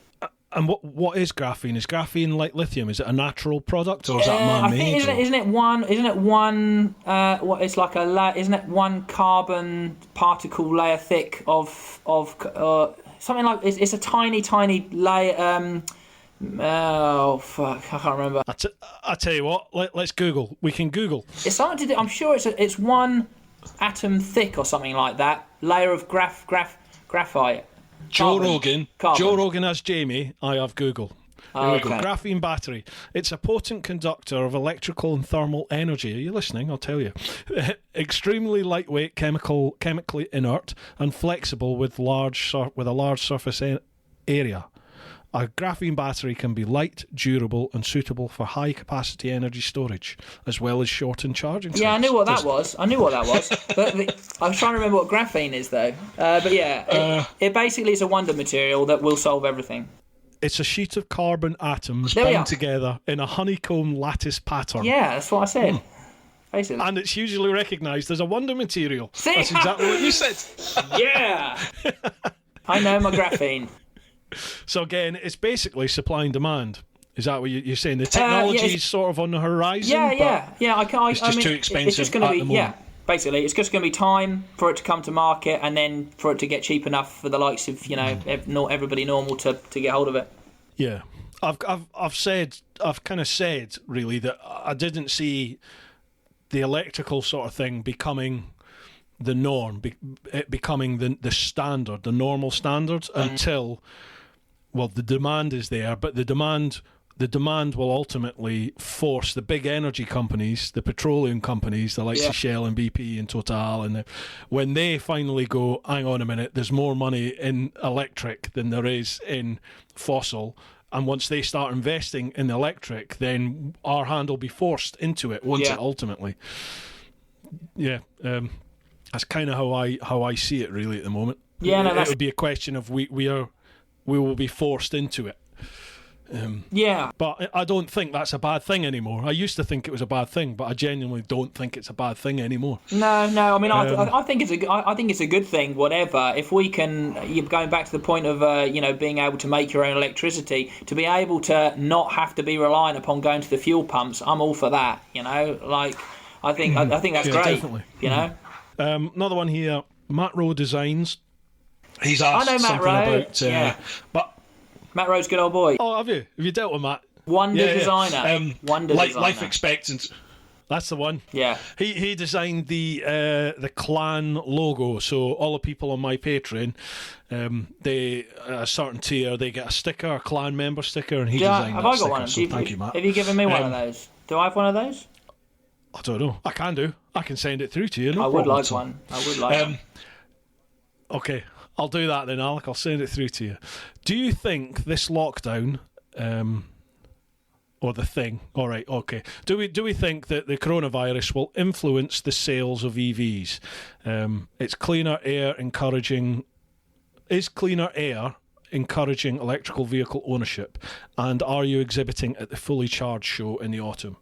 So yeah, obviously a lot of remarks have been made, aren't they, that the air seems to be cleaner because there's less traffic out there. Even already in sort of 3-4 weeks that there's been a reduction in traffic, it seems like air quality's gone up. Do you think that might start having an impact on people moving to electric?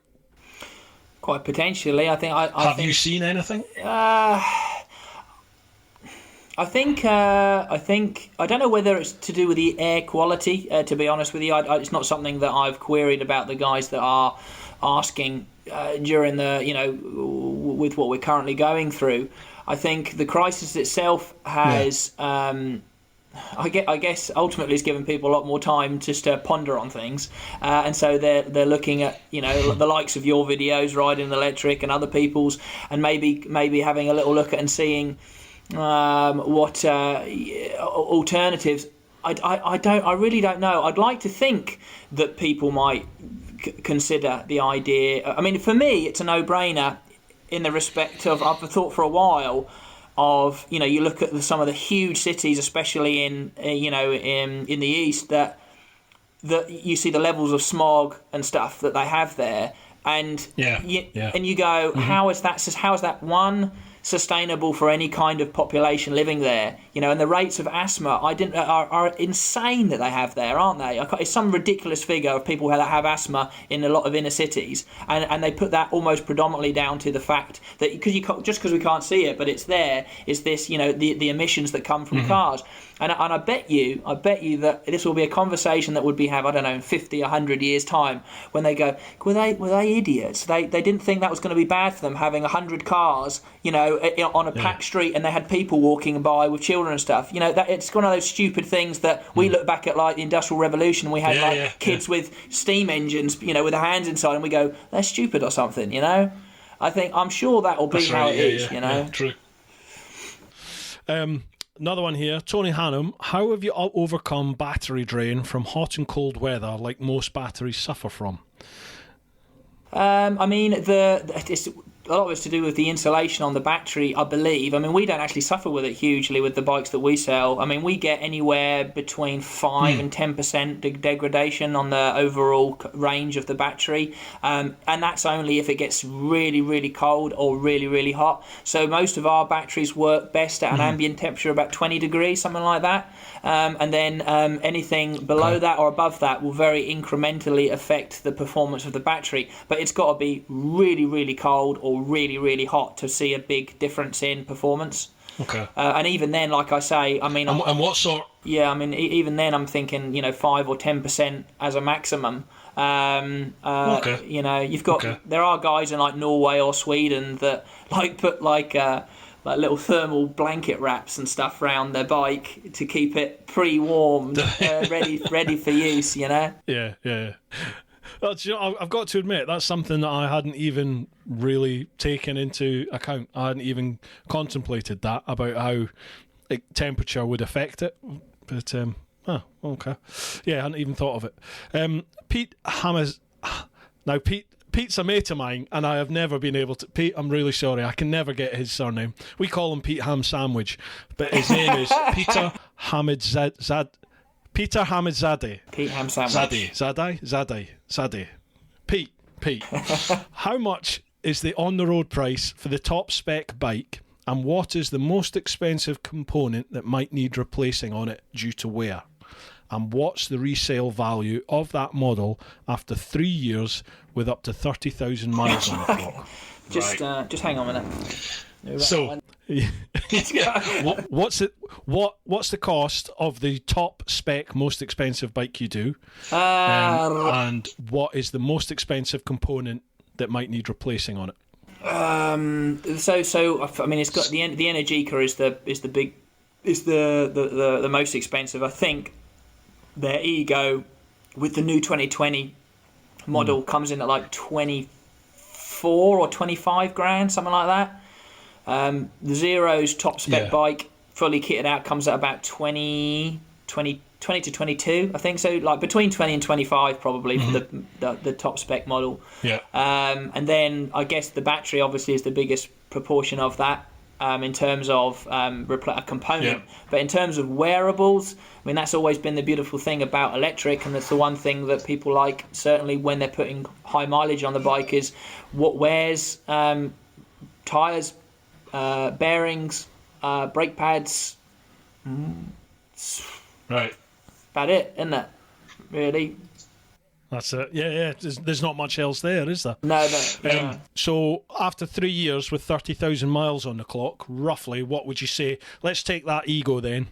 Let's take an Ego that's at 25, 26 grand. 3 years later, it comes back with 30,000 miles on the clock. Yeah. What do you think would be the sort of second-hand value of that? Oh, Christ.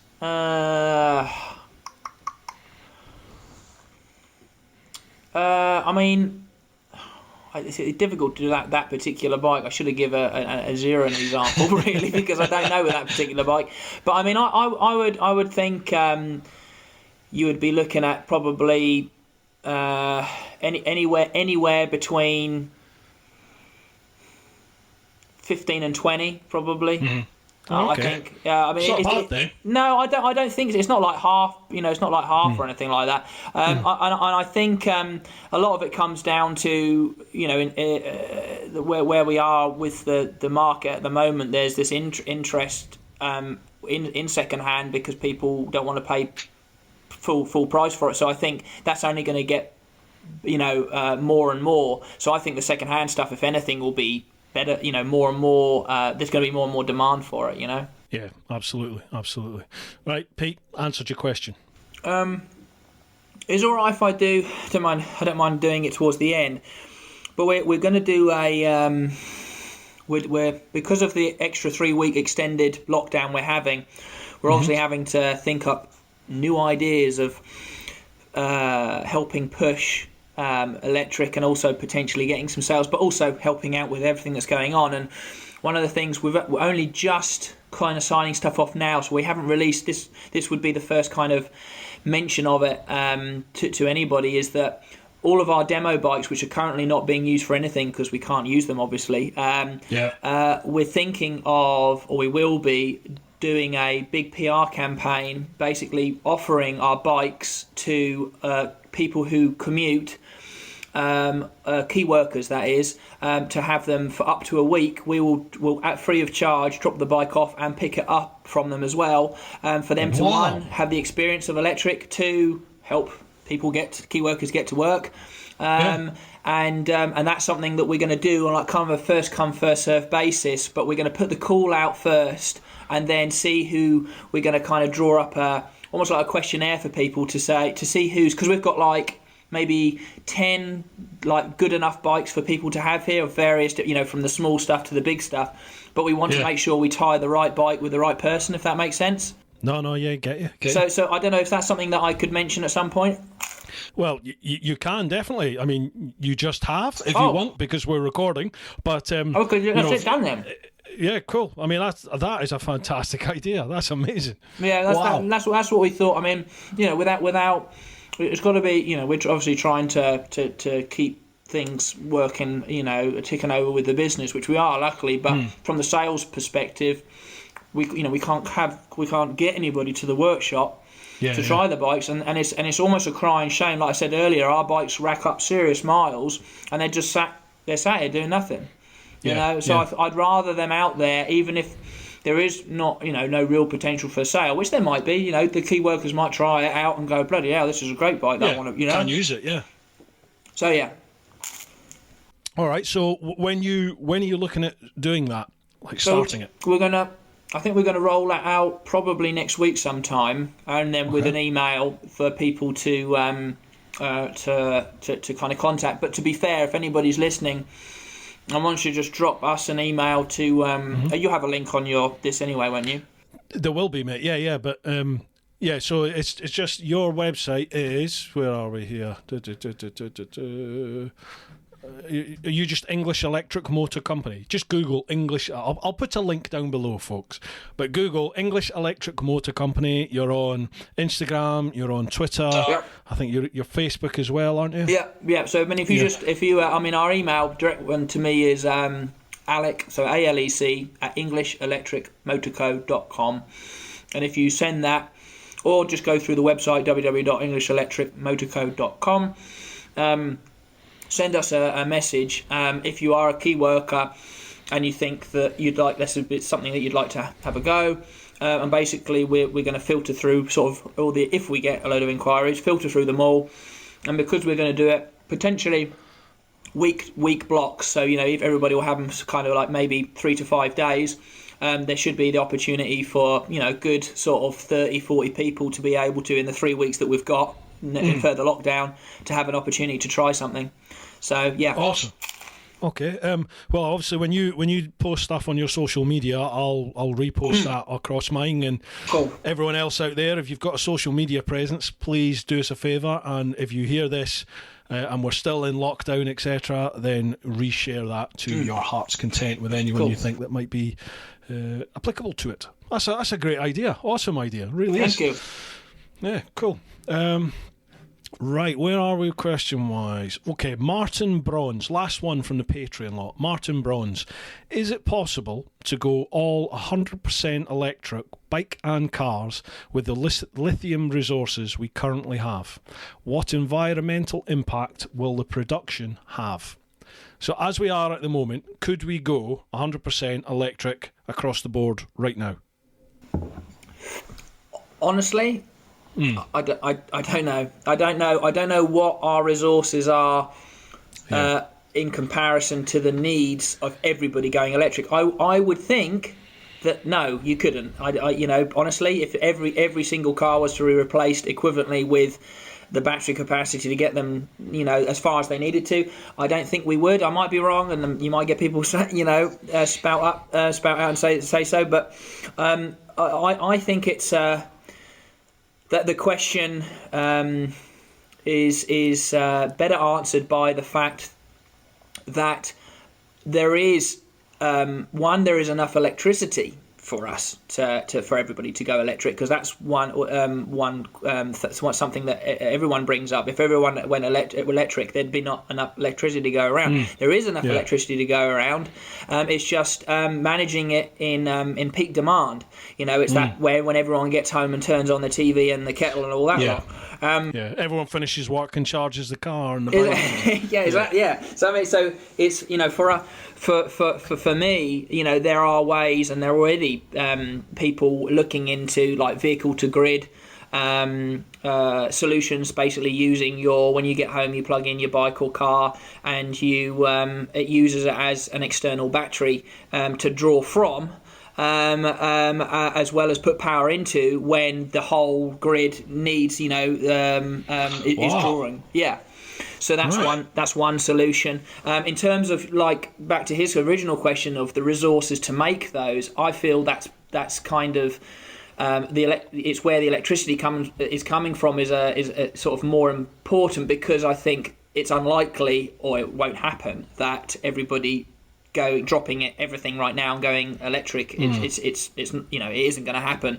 But by the time that we all have gone electric, which I think ultimately we will do to a certain extent, that we wouldn't have done so had we not found a suitable solution to do that.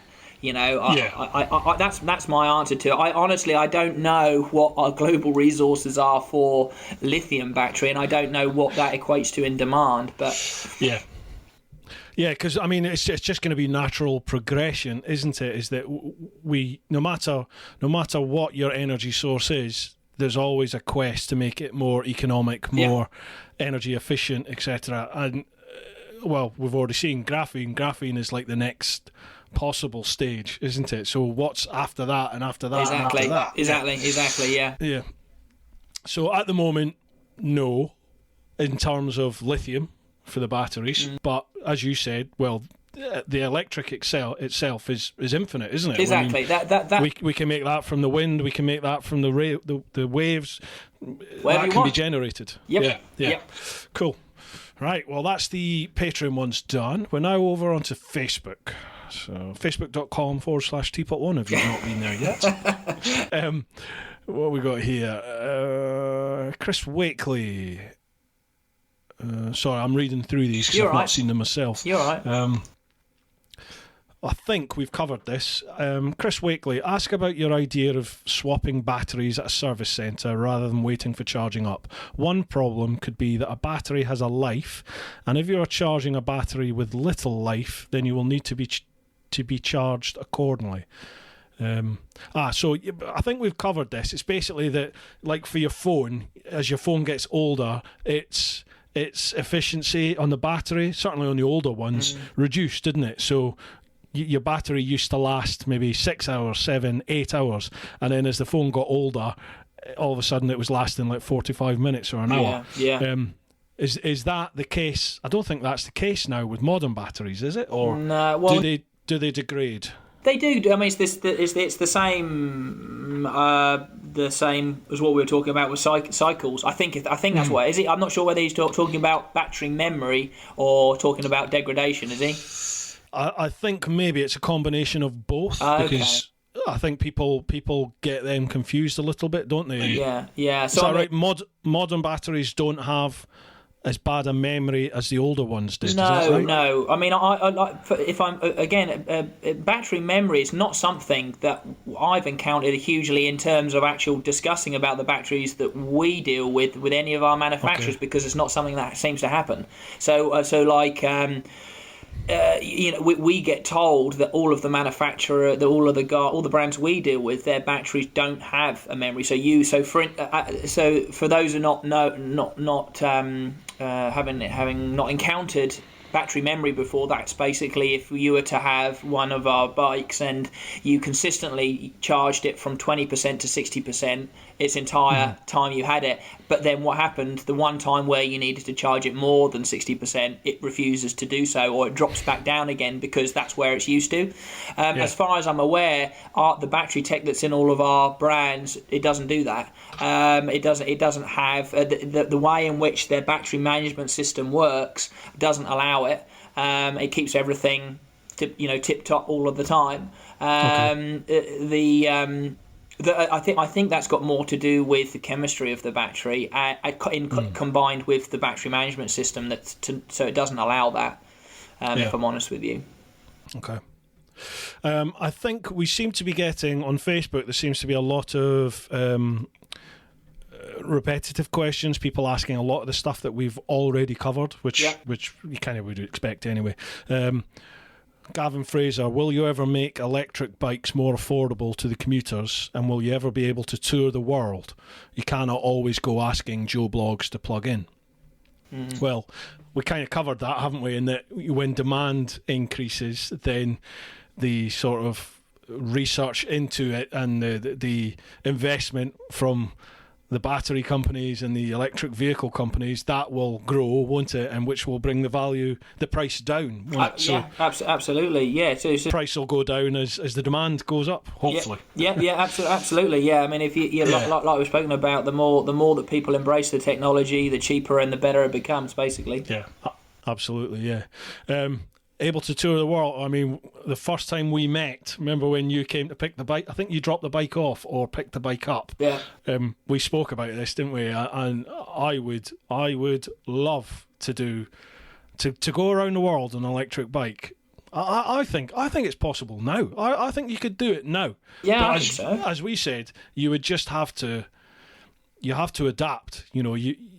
You can't expect to make the progress that you would on internal combustion. You have to allow for the recharging. You've got to allow for the, I'm nowhere near anywhere that I can plug this in, so I'm going to have to push it for a bit and, knock on someone's door and ask if I can plug a bike in and then wait 8 hours to charge it up. But I think it's possible. I really do think it is possible. Well, I mean, I agree. I mean, like you said, I think it's entirely possible, because the way in which I look at it is that where would they have fuel in terms of if you were doing it on a combustion bike in the middle of nowhere? I mean, you've been in some remote places, right? Where would they have fuel but wouldn't have electricity? Would that be the case? If they had fuel, was it likely they have electricity or not? The thing is that everybody has electricity, but with fuel, I mean, I've had it. South America, I've literally had it. I've ended up in a tiny little village. I found a police officer that was stood at the side of the road having a cigarette, and I was running out of fuel. So I sort of pointed at my fuel tank and said, gasolinas, where? So he said, yeah, come. So he just jumped on his moped and I followed him, and we literally went to some old dear's front door. He took me to some old dear's house in the middle of this town, and in her house, in her living room, she had like 3 or 4 big massive water butts that were full of fuel, and she's smoking a cigarette while she's talking to me. I shit you not, I'm not making this up. In her front room are 3 or 4 massive big water butts full of fuel, and she had a set of tights which she put over like a funnel, and she ladled fuel out into my bike from that. And obviously I just paid her whatever she wanted for that fuel. Now, with electric, you can go to anyone's house, can't you? You can just turn up at anyone's house and ask, can I charge it up? But obviously there's a monetary value there, isn't there? And you're not talking about 10, 15, well, you're not talking about 5 minutes to fill up a tank. You could be talking about 8 hours, 10 hours. Yeah, so it's slightly different, isn't it? Yeah. But I mean, it absolutely, it's different in it is different. But in the sense of its availability, if anything, electricity is more available than petrol in some respects, right?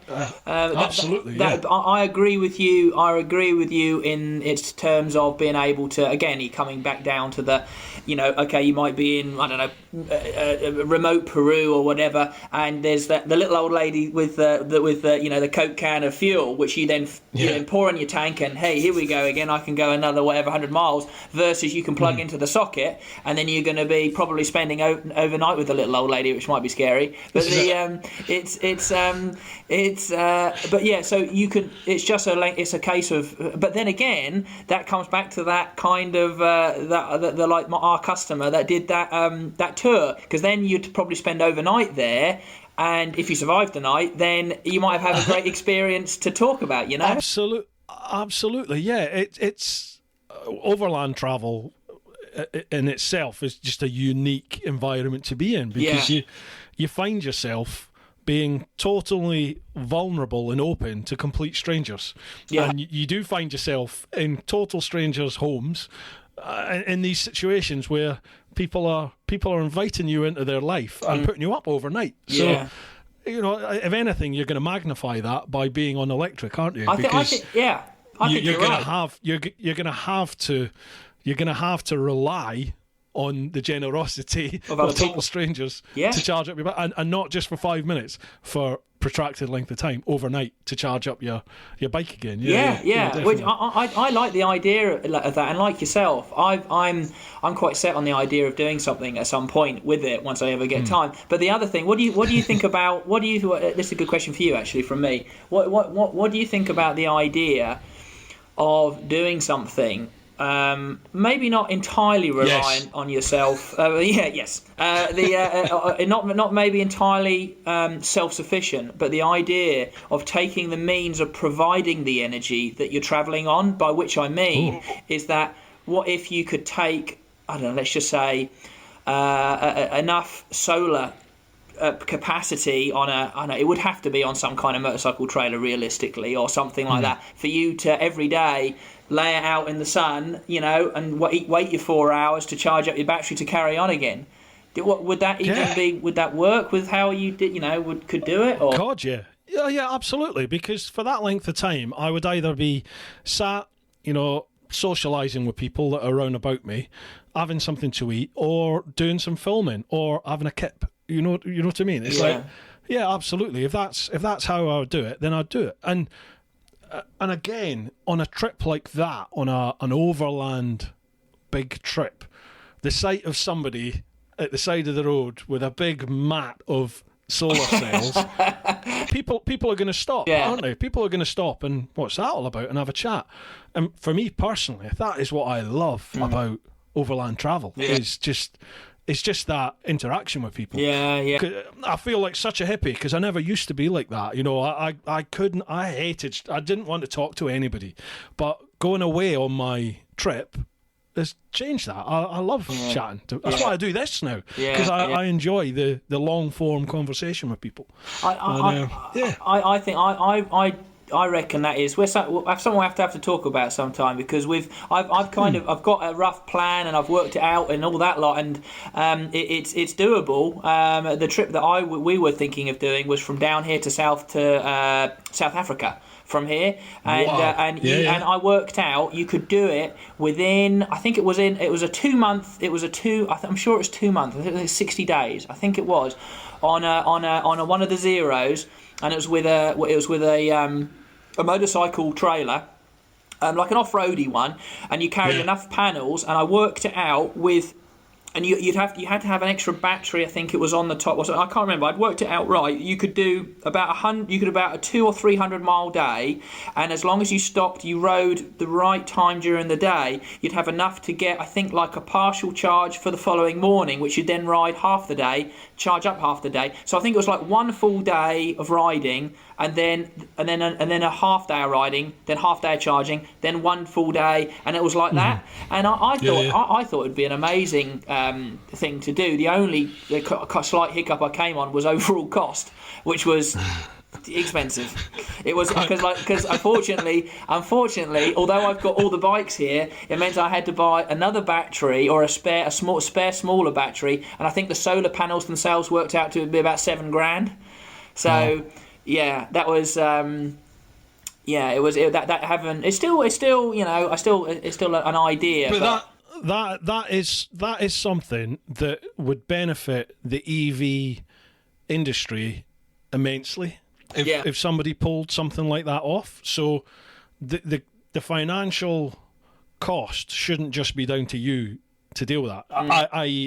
You would, I'm sure, be able to get some sponsors on board for something like that. I mean, look at Ewan and Charlie.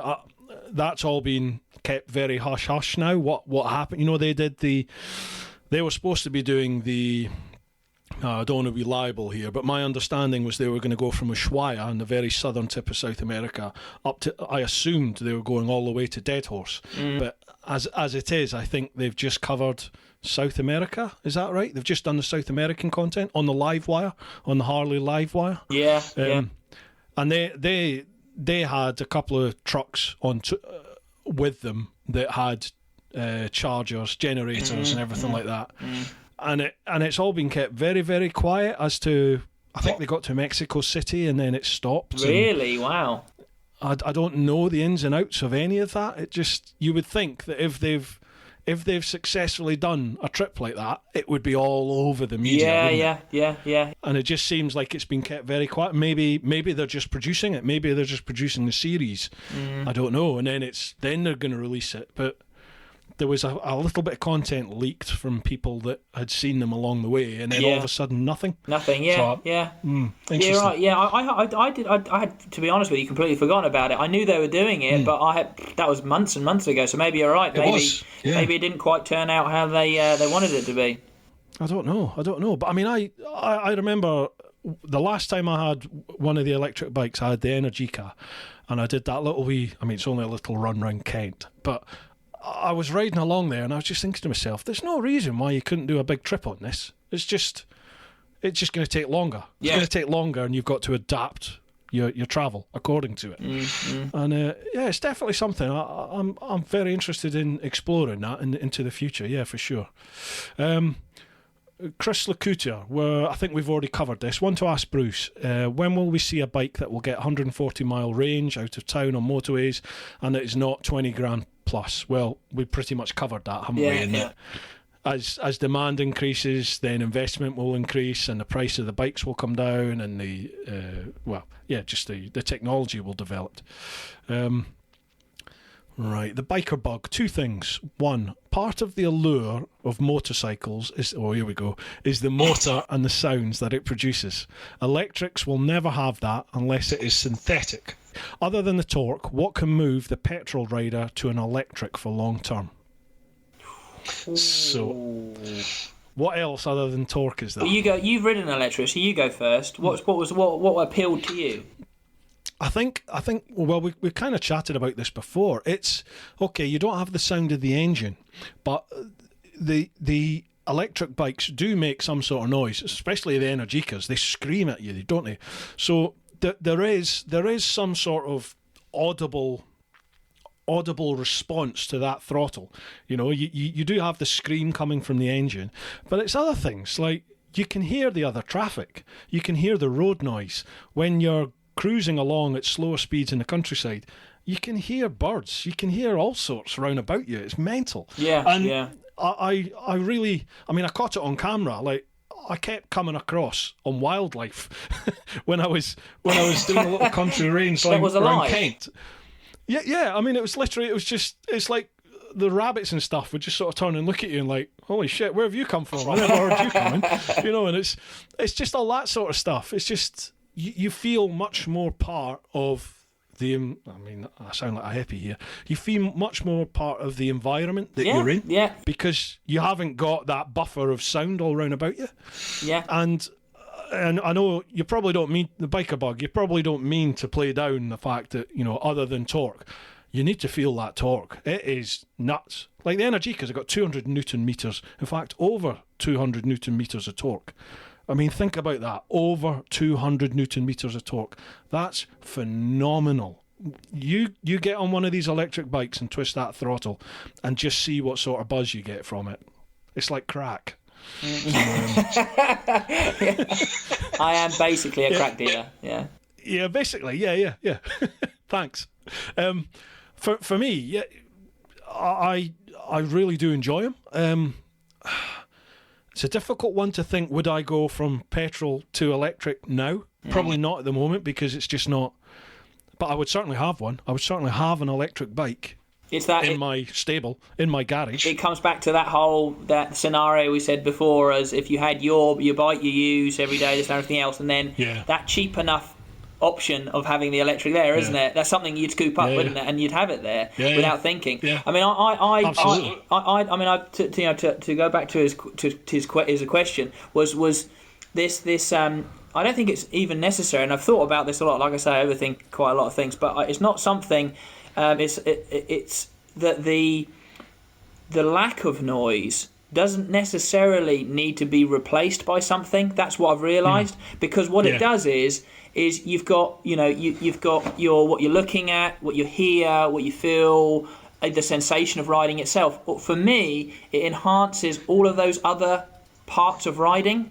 It does. It's not. I don't feel like I'm missing something. It just enhances it another way. And the best way I can kind of the closest thing that I've done to riding electric motorcycle is I was very lucky to have an opportunity to do some flying lessons, and that is the closest thing to flying that I can get. Motorcycles in general was a step because of that freedom of being able to move and all that lot. But then for me, that electric motorcycle is that step closer. I don't know why it is, but it is. But yeah, it's I think it's important not to draw too many comparisons against combustion. Combustion has its own set of it has its own reasons why it's nice to ride and why you ride. And electric shouldn't be why is this like this and why should I like that? It's you can like both. You don't have to like one or the other. You can like both. It's allowed. Yeah, absolutely. Now, there's been a lot of duplicate questions. I was just going through the Facebook. Most of the Facebook ones we've already covered with what we've had a chat with. I'm now on to Instagram, at TeapotOne Insta.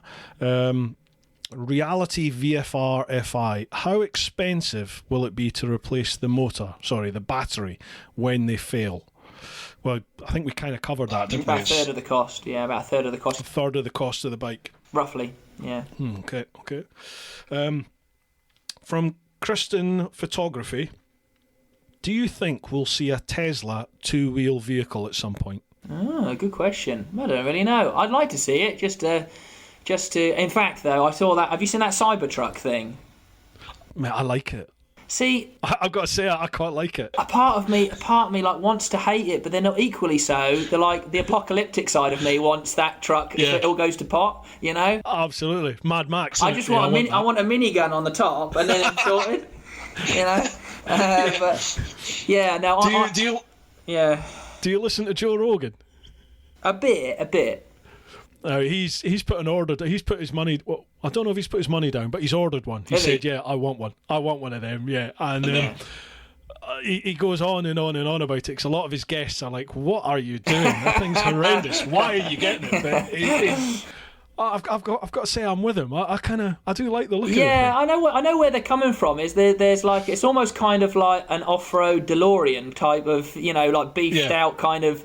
Yeah, I know. I think I would. There's certain elements I like, but I mean, in terms of the Tesla side of things and motorcycles, it's I can't see it being something that they go down the route of doing, because it's of the work I'm sure they now know that's been involved in making just a production car to then go down the road of making a motorcycle. Maybe if they get their finances in order at some point, they might buy an electric motorcycle company, maybe. But I can see a lot of guys, you see it already, a lot of the Tesla ex-employees work for a lot of the new electric motorcycle firms you see popping up. Really? I mean, there's a lot to be said for as much flack as Mr. Elon, Mr. Musk rather, gets. You've got to give it to him that I think Tesla's one of the biggest reasons you've seen such a resurgence in the EV world. 100%. 100%. You can't fault it in the fact that, okay, maybe his product isn't as great as it should be. Maybe the stuff that he spouts all over Twitter or whatever isn't that people frown upon and all that lot. But the fact that he's just made people talk about it is something. I don't think that Zero would be where they are, Energica, if Tesla hadn't, have moved things on like they've done, I mean, ultimately, this is one bloke. This is one guy that decided, right, okay, I'm going to make an electric car, and then, okay, I'm going to make it so that we go into space. The government aren't doing it, I'm going to do it. Yeah. And he's made it, I mean, did you see that thing about his rocket boosters returning to the landing pads? Yeah. I mean, that's phenomenal. It is crazy, That's isn't it? Something out of the movies. Yeah. And now he's boring tunnels under Los Angeles. To try and fix the traffic problems. Yeah. Sheesh, I mean, I wouldn't be surprised if there was the demand there for electric bikes. I wouldn't be surprised if he got into it. I mean, they've got, yeah. I mean, he's got the name and the backing to do something like that. Have you heard? I mean, there's one. Their saying's going to be the Tesla of electric motorcycles. It's called Damon, Damon. You heard of it? Right. No, it's an American firm. I think they might be based. Oh, maybe Canadian actually. I can't remember. Anyway, Damon, and that's one of these bikes that is the first. I thought about it a long time ago when we were doing the custom stuff, but I'm not clever enough to do it. But it was something to do with basically it's the first bike that changes from a cruiser to a sports bike with a press of a switch. So the whole geometry of the frame and the bars and everything lowers down, the back comes up, everything gets tighter, the come up, and then you go into cruising position, it all comes back, and it's fully electric. And funnily enough, they use the Zero's motor and running gear and all that lot within the platform. Type it in. They're taking pre-orders now. They're dealing it like a Tesla thing. So you put a pre-order down and they'll launch them whenever. Damon. Damon, I think they're called. Okay, I'm just doing a quick Google on Damon electric motorcycles. Let's have a little look here. Oh! It looks alright, doesn't it? There's a video on it. Let's have a look. You can see it moving about as well. Ooh. My internet is terrible. It's just atrocious, my internet. It's better than here, I can guarantee that. Well, at the moment, I'm getting my download is down to around about 3, and my upload, I mean, it was quicker as a dial-up. My upload is about 0.1 at the moment. Well, that's like 3 times quicker than here, so. Is it? Yeah. I've bought one of these mobile broadbands from EE actually, so I'm waiting for that to turn up.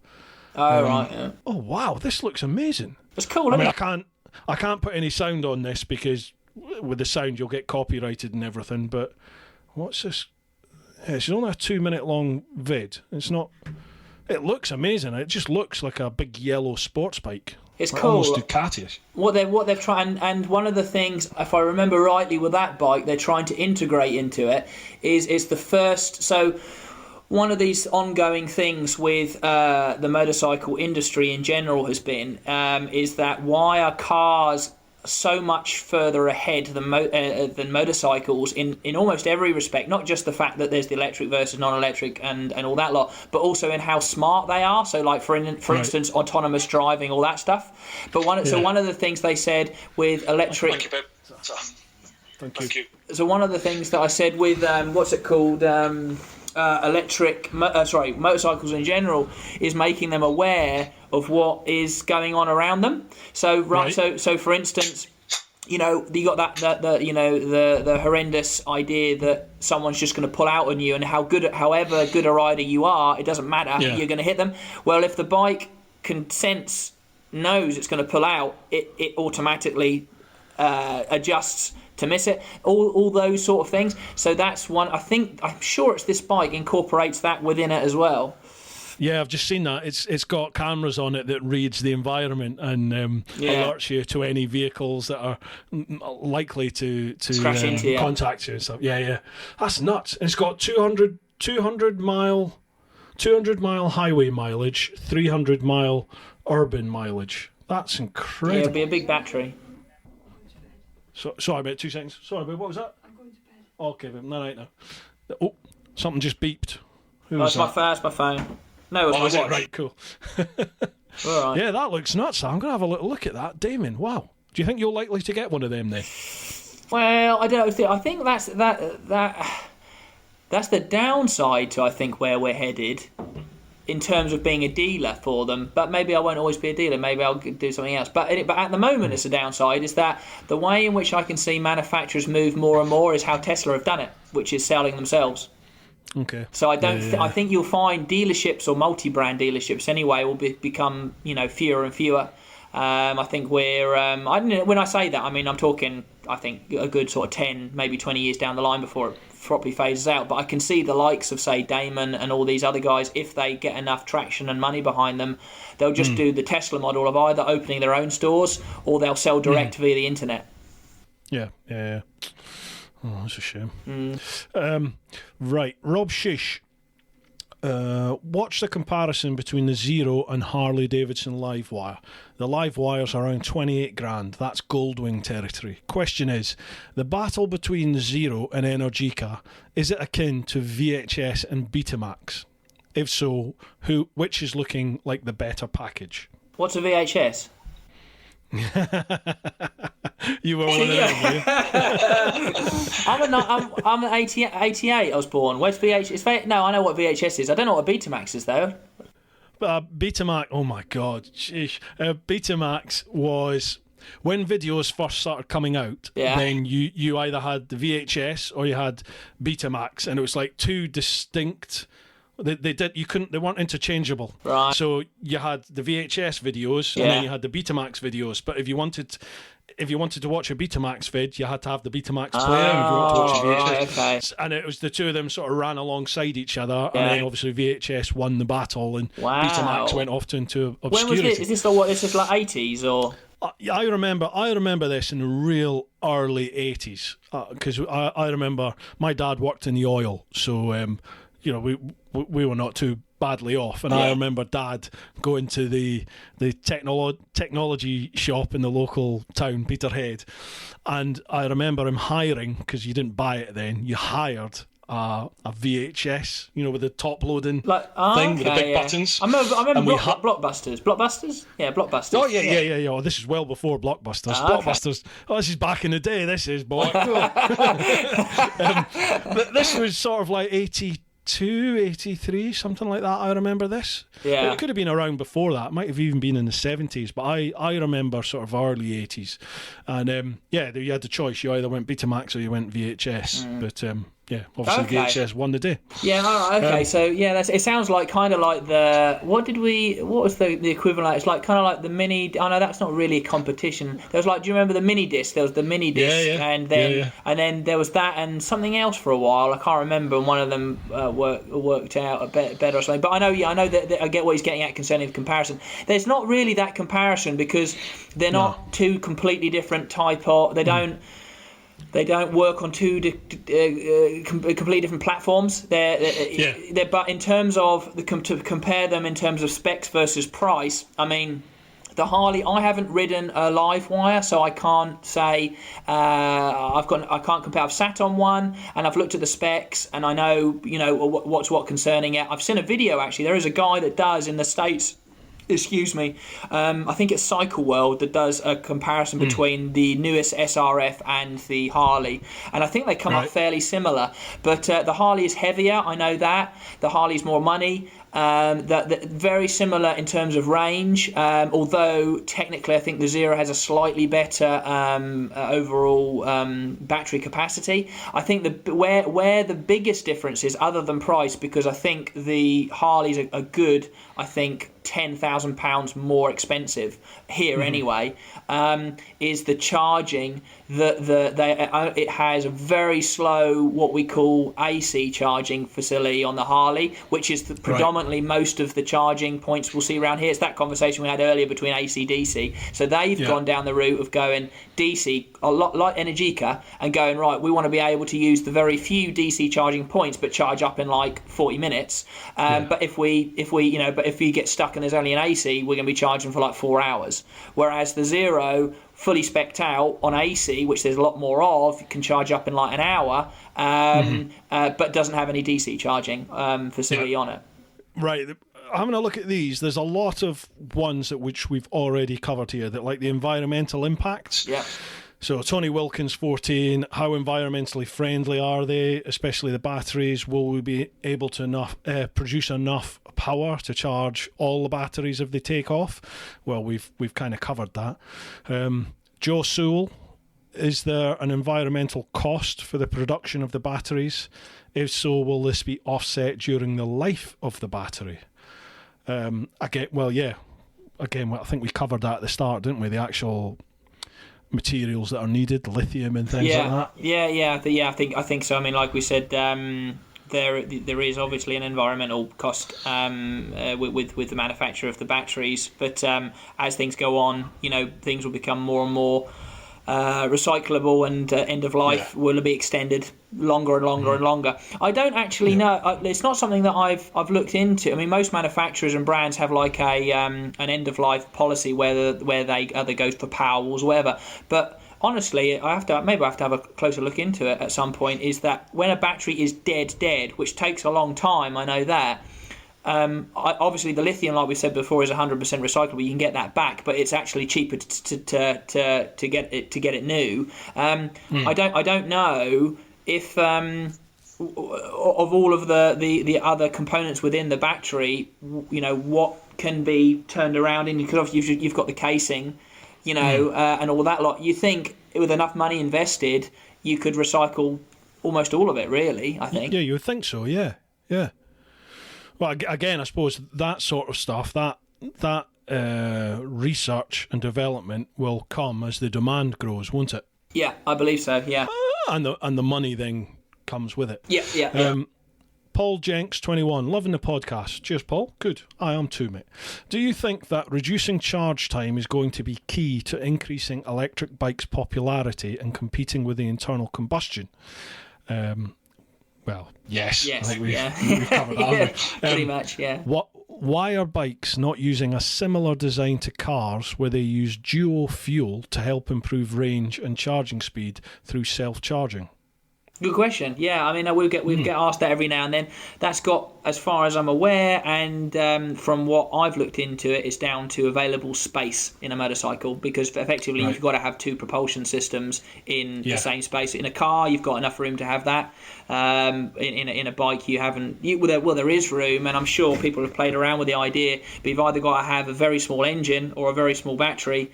And you're probably negating the efficiency of the other by you just haven't got the room increasing the weight. Yeah. Okay. So just the general physical dimensions of the bike. Yeah, I believe so. Okay. For Ginger, aka Dom, for someone starting out biking, what type of engine size is good to start out on?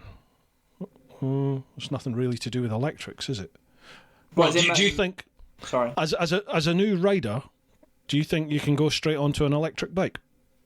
Yeah, I mean that's actually that.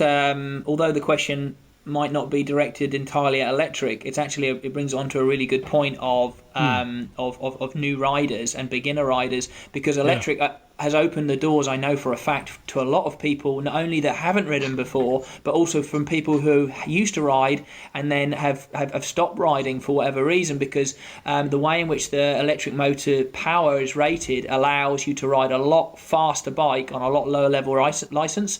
So, for instance, this is actually something that I wanted you, if you ever end up down this neck of the woods, for you to have a go on some of these other bikes other than the big boys that we sort of send down to you, is to have a go on, say, one of the 11 kilowatt bikes, because if anything, they're the most. I get the most pleasure out of putting people on those bikes, because before you go off, you go, just remember this is a 125 equivalent, right?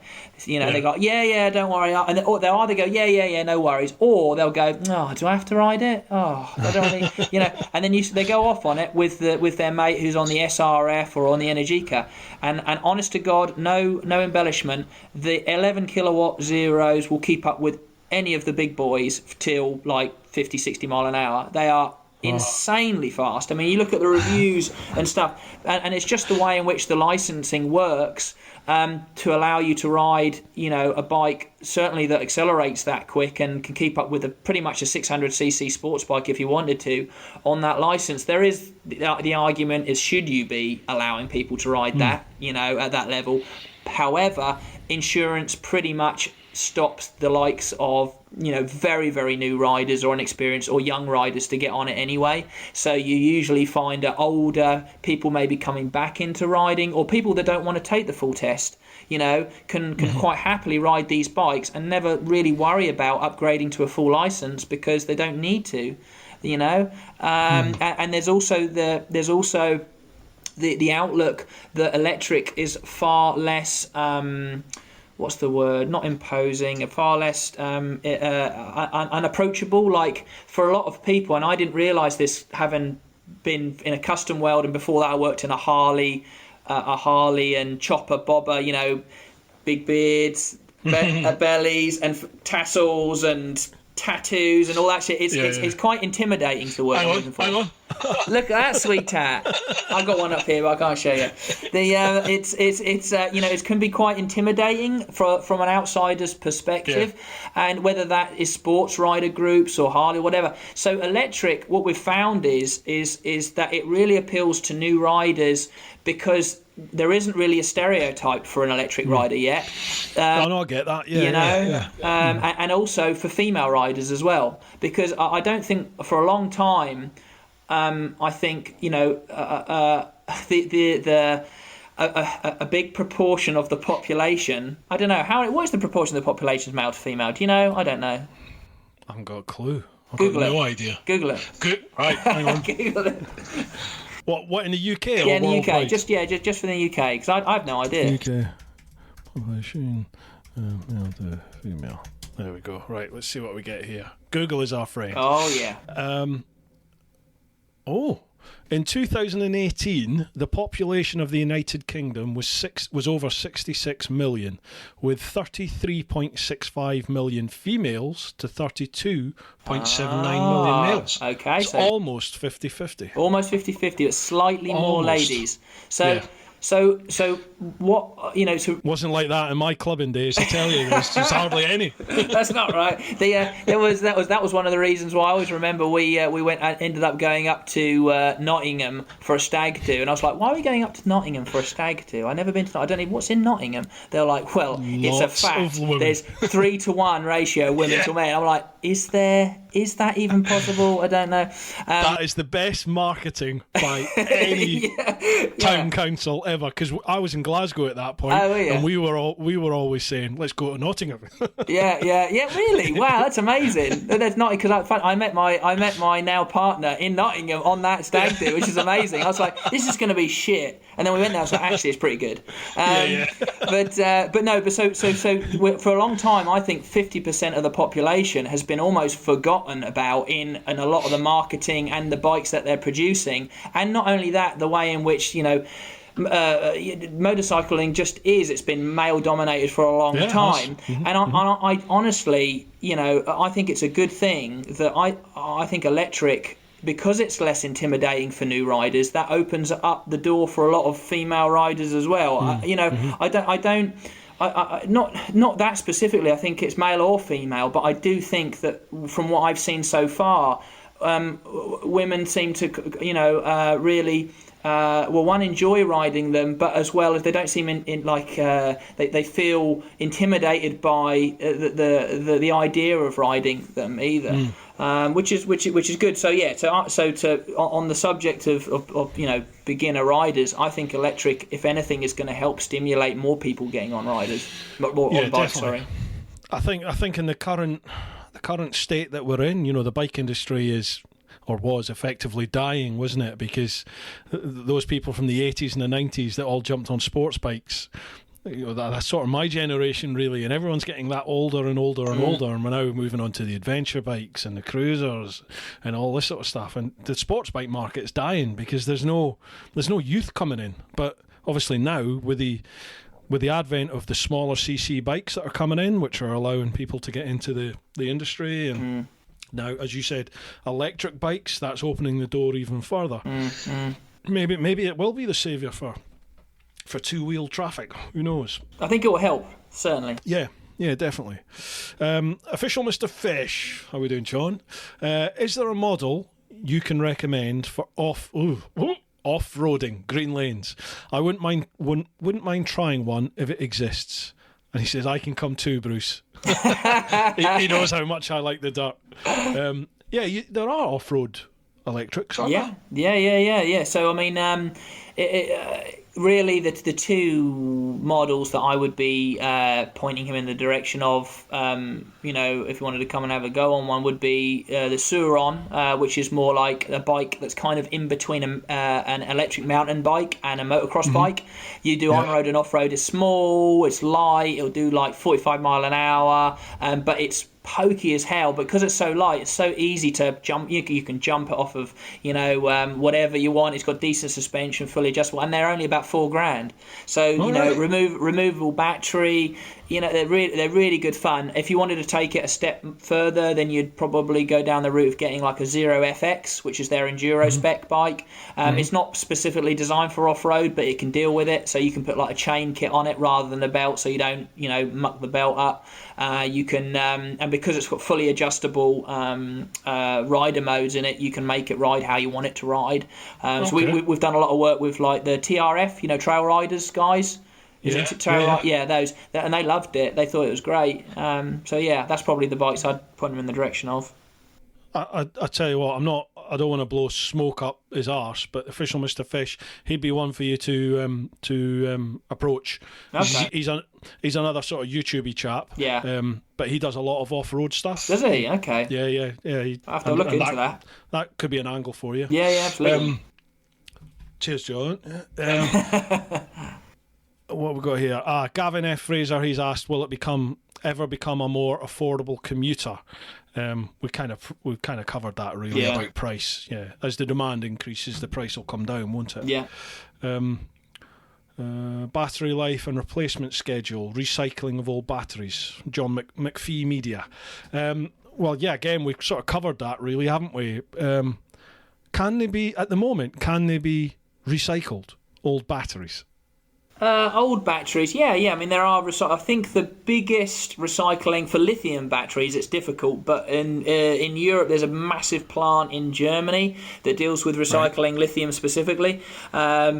Lithium in this country, I think, is a bit difficult, and I'm not sure. I mean, whether they end up in landfill or not, like a lot of other things, I'm not entirely sure. But again, this comes down to the fact of because they're so new, there's not a lot of it. They don't know what to do with it, and because they can't recycle it yet. I think maybe a lot of it does get shipped back there. But again, I think this is one of the reasons why the likes of ourselves are looking into the second life of the end of life of these batteries. There's a lot to go on YouTube. If people were interested, they can go on YouTube and type in like do-it-yourself power walls. And what people are doing, they'll buy an old, I don't know, Tesla or an old Nissan Leaf, and they literally sell segments of the batteries for you to buy, and you can create your own power wall. By linking them, there's quite a big scene for that sort of stuff. So I don't actually think a lot of it does end up in landfill, if I'm honest. People I've noticed that in my comments on the videos that I've done about electric bikes, when people have asked questions similar to what we've got covered through here, and I've said, I'm not entirely sure if electric is the future because of X, Y, and Z. So the environmental impacts, blah blah blah blah blah blah blah, and people have sort of come back against that and basically said, well, there's not actually as much of an environmental impact as you think, because the batteries they never really die. They're constantly being used for other things and other things. What is a power wall? We've mentioned this a few times. But it's basically a big battery that you put on your wall or anywhere within your house as a backup source of power for your house. So the idea being, for instance, is and I love it. I love the idea of it because I'm all for self-sufficiency. My perfect setup is we're converting a 1970. I think I've told you before. We're converting a 1970s double-decker bus into a house round the back, and so my idea is to have. I've made everything electric. Is to have a series of batteries, which is effectively, it's going to be our power wall, which we then can charge from solar or wind, and then but will be also plugged into the mains. Basically, we use the mains when we don't have any power in the batteries, or we use it when it's cheap electricity, let's say, and all the time those batteries are being charged little bit by the solar and wind, and if we work it right and everything's LED and low energy usage, you could probably get most of your energy using the energy you've made yourself, and then only rely on the grid when, I don't know, it's not sunny, which is 90% of the time in England. But it's the idea of being able to use and create your own energy. That's where Powerwall comes into it. Wow. Well, that's amazing. Oh man, I'd love to see that. Yeah. I mean, it's cool, and there's people get freaked out when they talk about like high voltage this, high voltage that, and yes, it is dangerous. Not like I guess there's like having a puddle of fuel and you light it and it goes woof and you're like, oh crap, I don't want to, it might burn you a bit or singe your eyebrows or something like that. But if you touch 400 volts. You're not. That's it. You're gone, sort of thing. There is a certain. I think people have a certain kind of fear of electricity, and you do obviously have to be careful. But I think as more and more people realise that of its uses and how you can adapt things to store it and all that lot, I think you'll find it becoming quite commonplace for people to make their own power walls from older bits of battery, or even you can buy power walls directly from companies that make them as well. Right. It's you type it in online and you can get all sorts of setup. But I would say, like you were saying about your statement about you're not sure if electric is the future because on the basis of X, Y, and Z. I think my statement would probably be I'm sure electric is the future, but what I'm not sure of is, or I know that batteries aren't the future. That's what my statement would be. So I would say electric is the future, but how we store it and how it's moved around, that is an unknown quantity for me. I 100% agree in my ignorant little world that I live in. That's exactly what I'm thinking, in that, yeah, undeniably, electric seems to be the way to go because you can generate it from the wind, from the sun, from the waves, or nuclear. I'm sure we haven't even scratched the surface of the possibilities of nuclear. No. But yeah, it's capturing and storage, storing that energy, isn't it? That's the issue, yeah. Yeah, absolutely. Right, we have one more question. Are you okay for one more? Because this has been 2.5 hours, this. That's all right, that's right. James Lewis Moran, why is comprehensive electric motorcycle insurance so expensive, over £1,000, and when will it become more affordable? This is for a 50cc equivalent bike too. Wow. Wow. £1,000. Yeah, I mean, I think it's a difficult question, mostly because there's a few factors here, because you don't know, assuming that it's a level playing field, which it should be. So if you took an equivalently priced equivalently priced and powered combustion motorcycle and an electric motorcycle and went to get insurance on it in the same instance, so on a level playing field, technically, from the guys that we work with, there should be no difference in price. You shouldn't be penalised because it's electric. For the guys we work with, there's a lot of companies out there, because they don't know what the electric is, they'll just put a ridiculous premium on it because they don't know what it is. So, I mean, we always say, insurance has been a bit tricky, but I would say 90% of the time comes down to the person on the phone they're speaking to not fully understanding what the bike is. And the power ratings, they go, oh, it's an 11 kilowatt. Is it capacity or power, or what is that? People, it's understandably people get confused about it. So the guys I would say, if you are having problems with insurance, and this is not what's it called? This isn't a pitch for them to come to me, but drop us an email, and we can try and point you in the directions of the guys that we work with. Awesome. I'm sure we can. It's very rare for us not to be able to find someone equivalent insurance to what they would be paying if they were buying a combustion bike of a similar, price and power.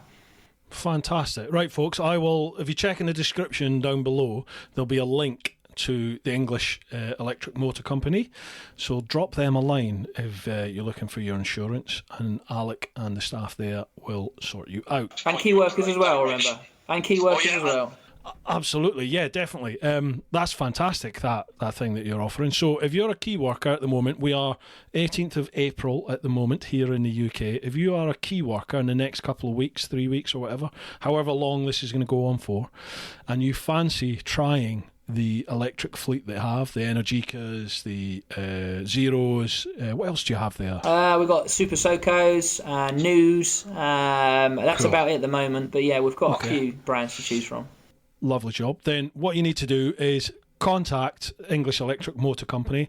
Check in the description, there'll be links down there. Contact them, give them some idea as to how far your commute is, things like that, and they will suggest the best bike for you, and they will then deliver that bike for you to use for, up to a week? Yeah, that's what we're thinking, yeah. Awesome. So it'll be a way of you testing out the electric bike, and ultimately it's almost free travel for you. Exactly, so it's yeah. well worth trying out.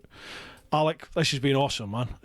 I've loved it. I can't believe that's 2.5 hours. I actually thought to myself, are we going to have enough questions to do like an hour and a half? But wow, this has been one of the longest ones so far.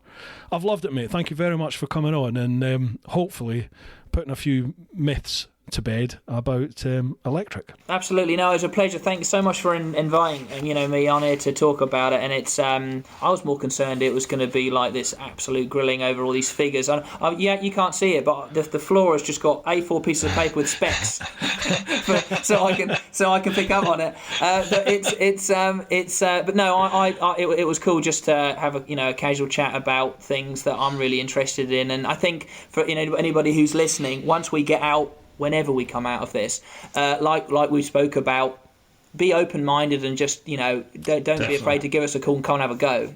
It's that's important. That is my biggest input on all of this. If you're in any way interested, then don't form your opinion either way until you've gone and test ridden one, because I was totally anti-electric. Like, I just thought, there's not a chance I'm going to enjoy this.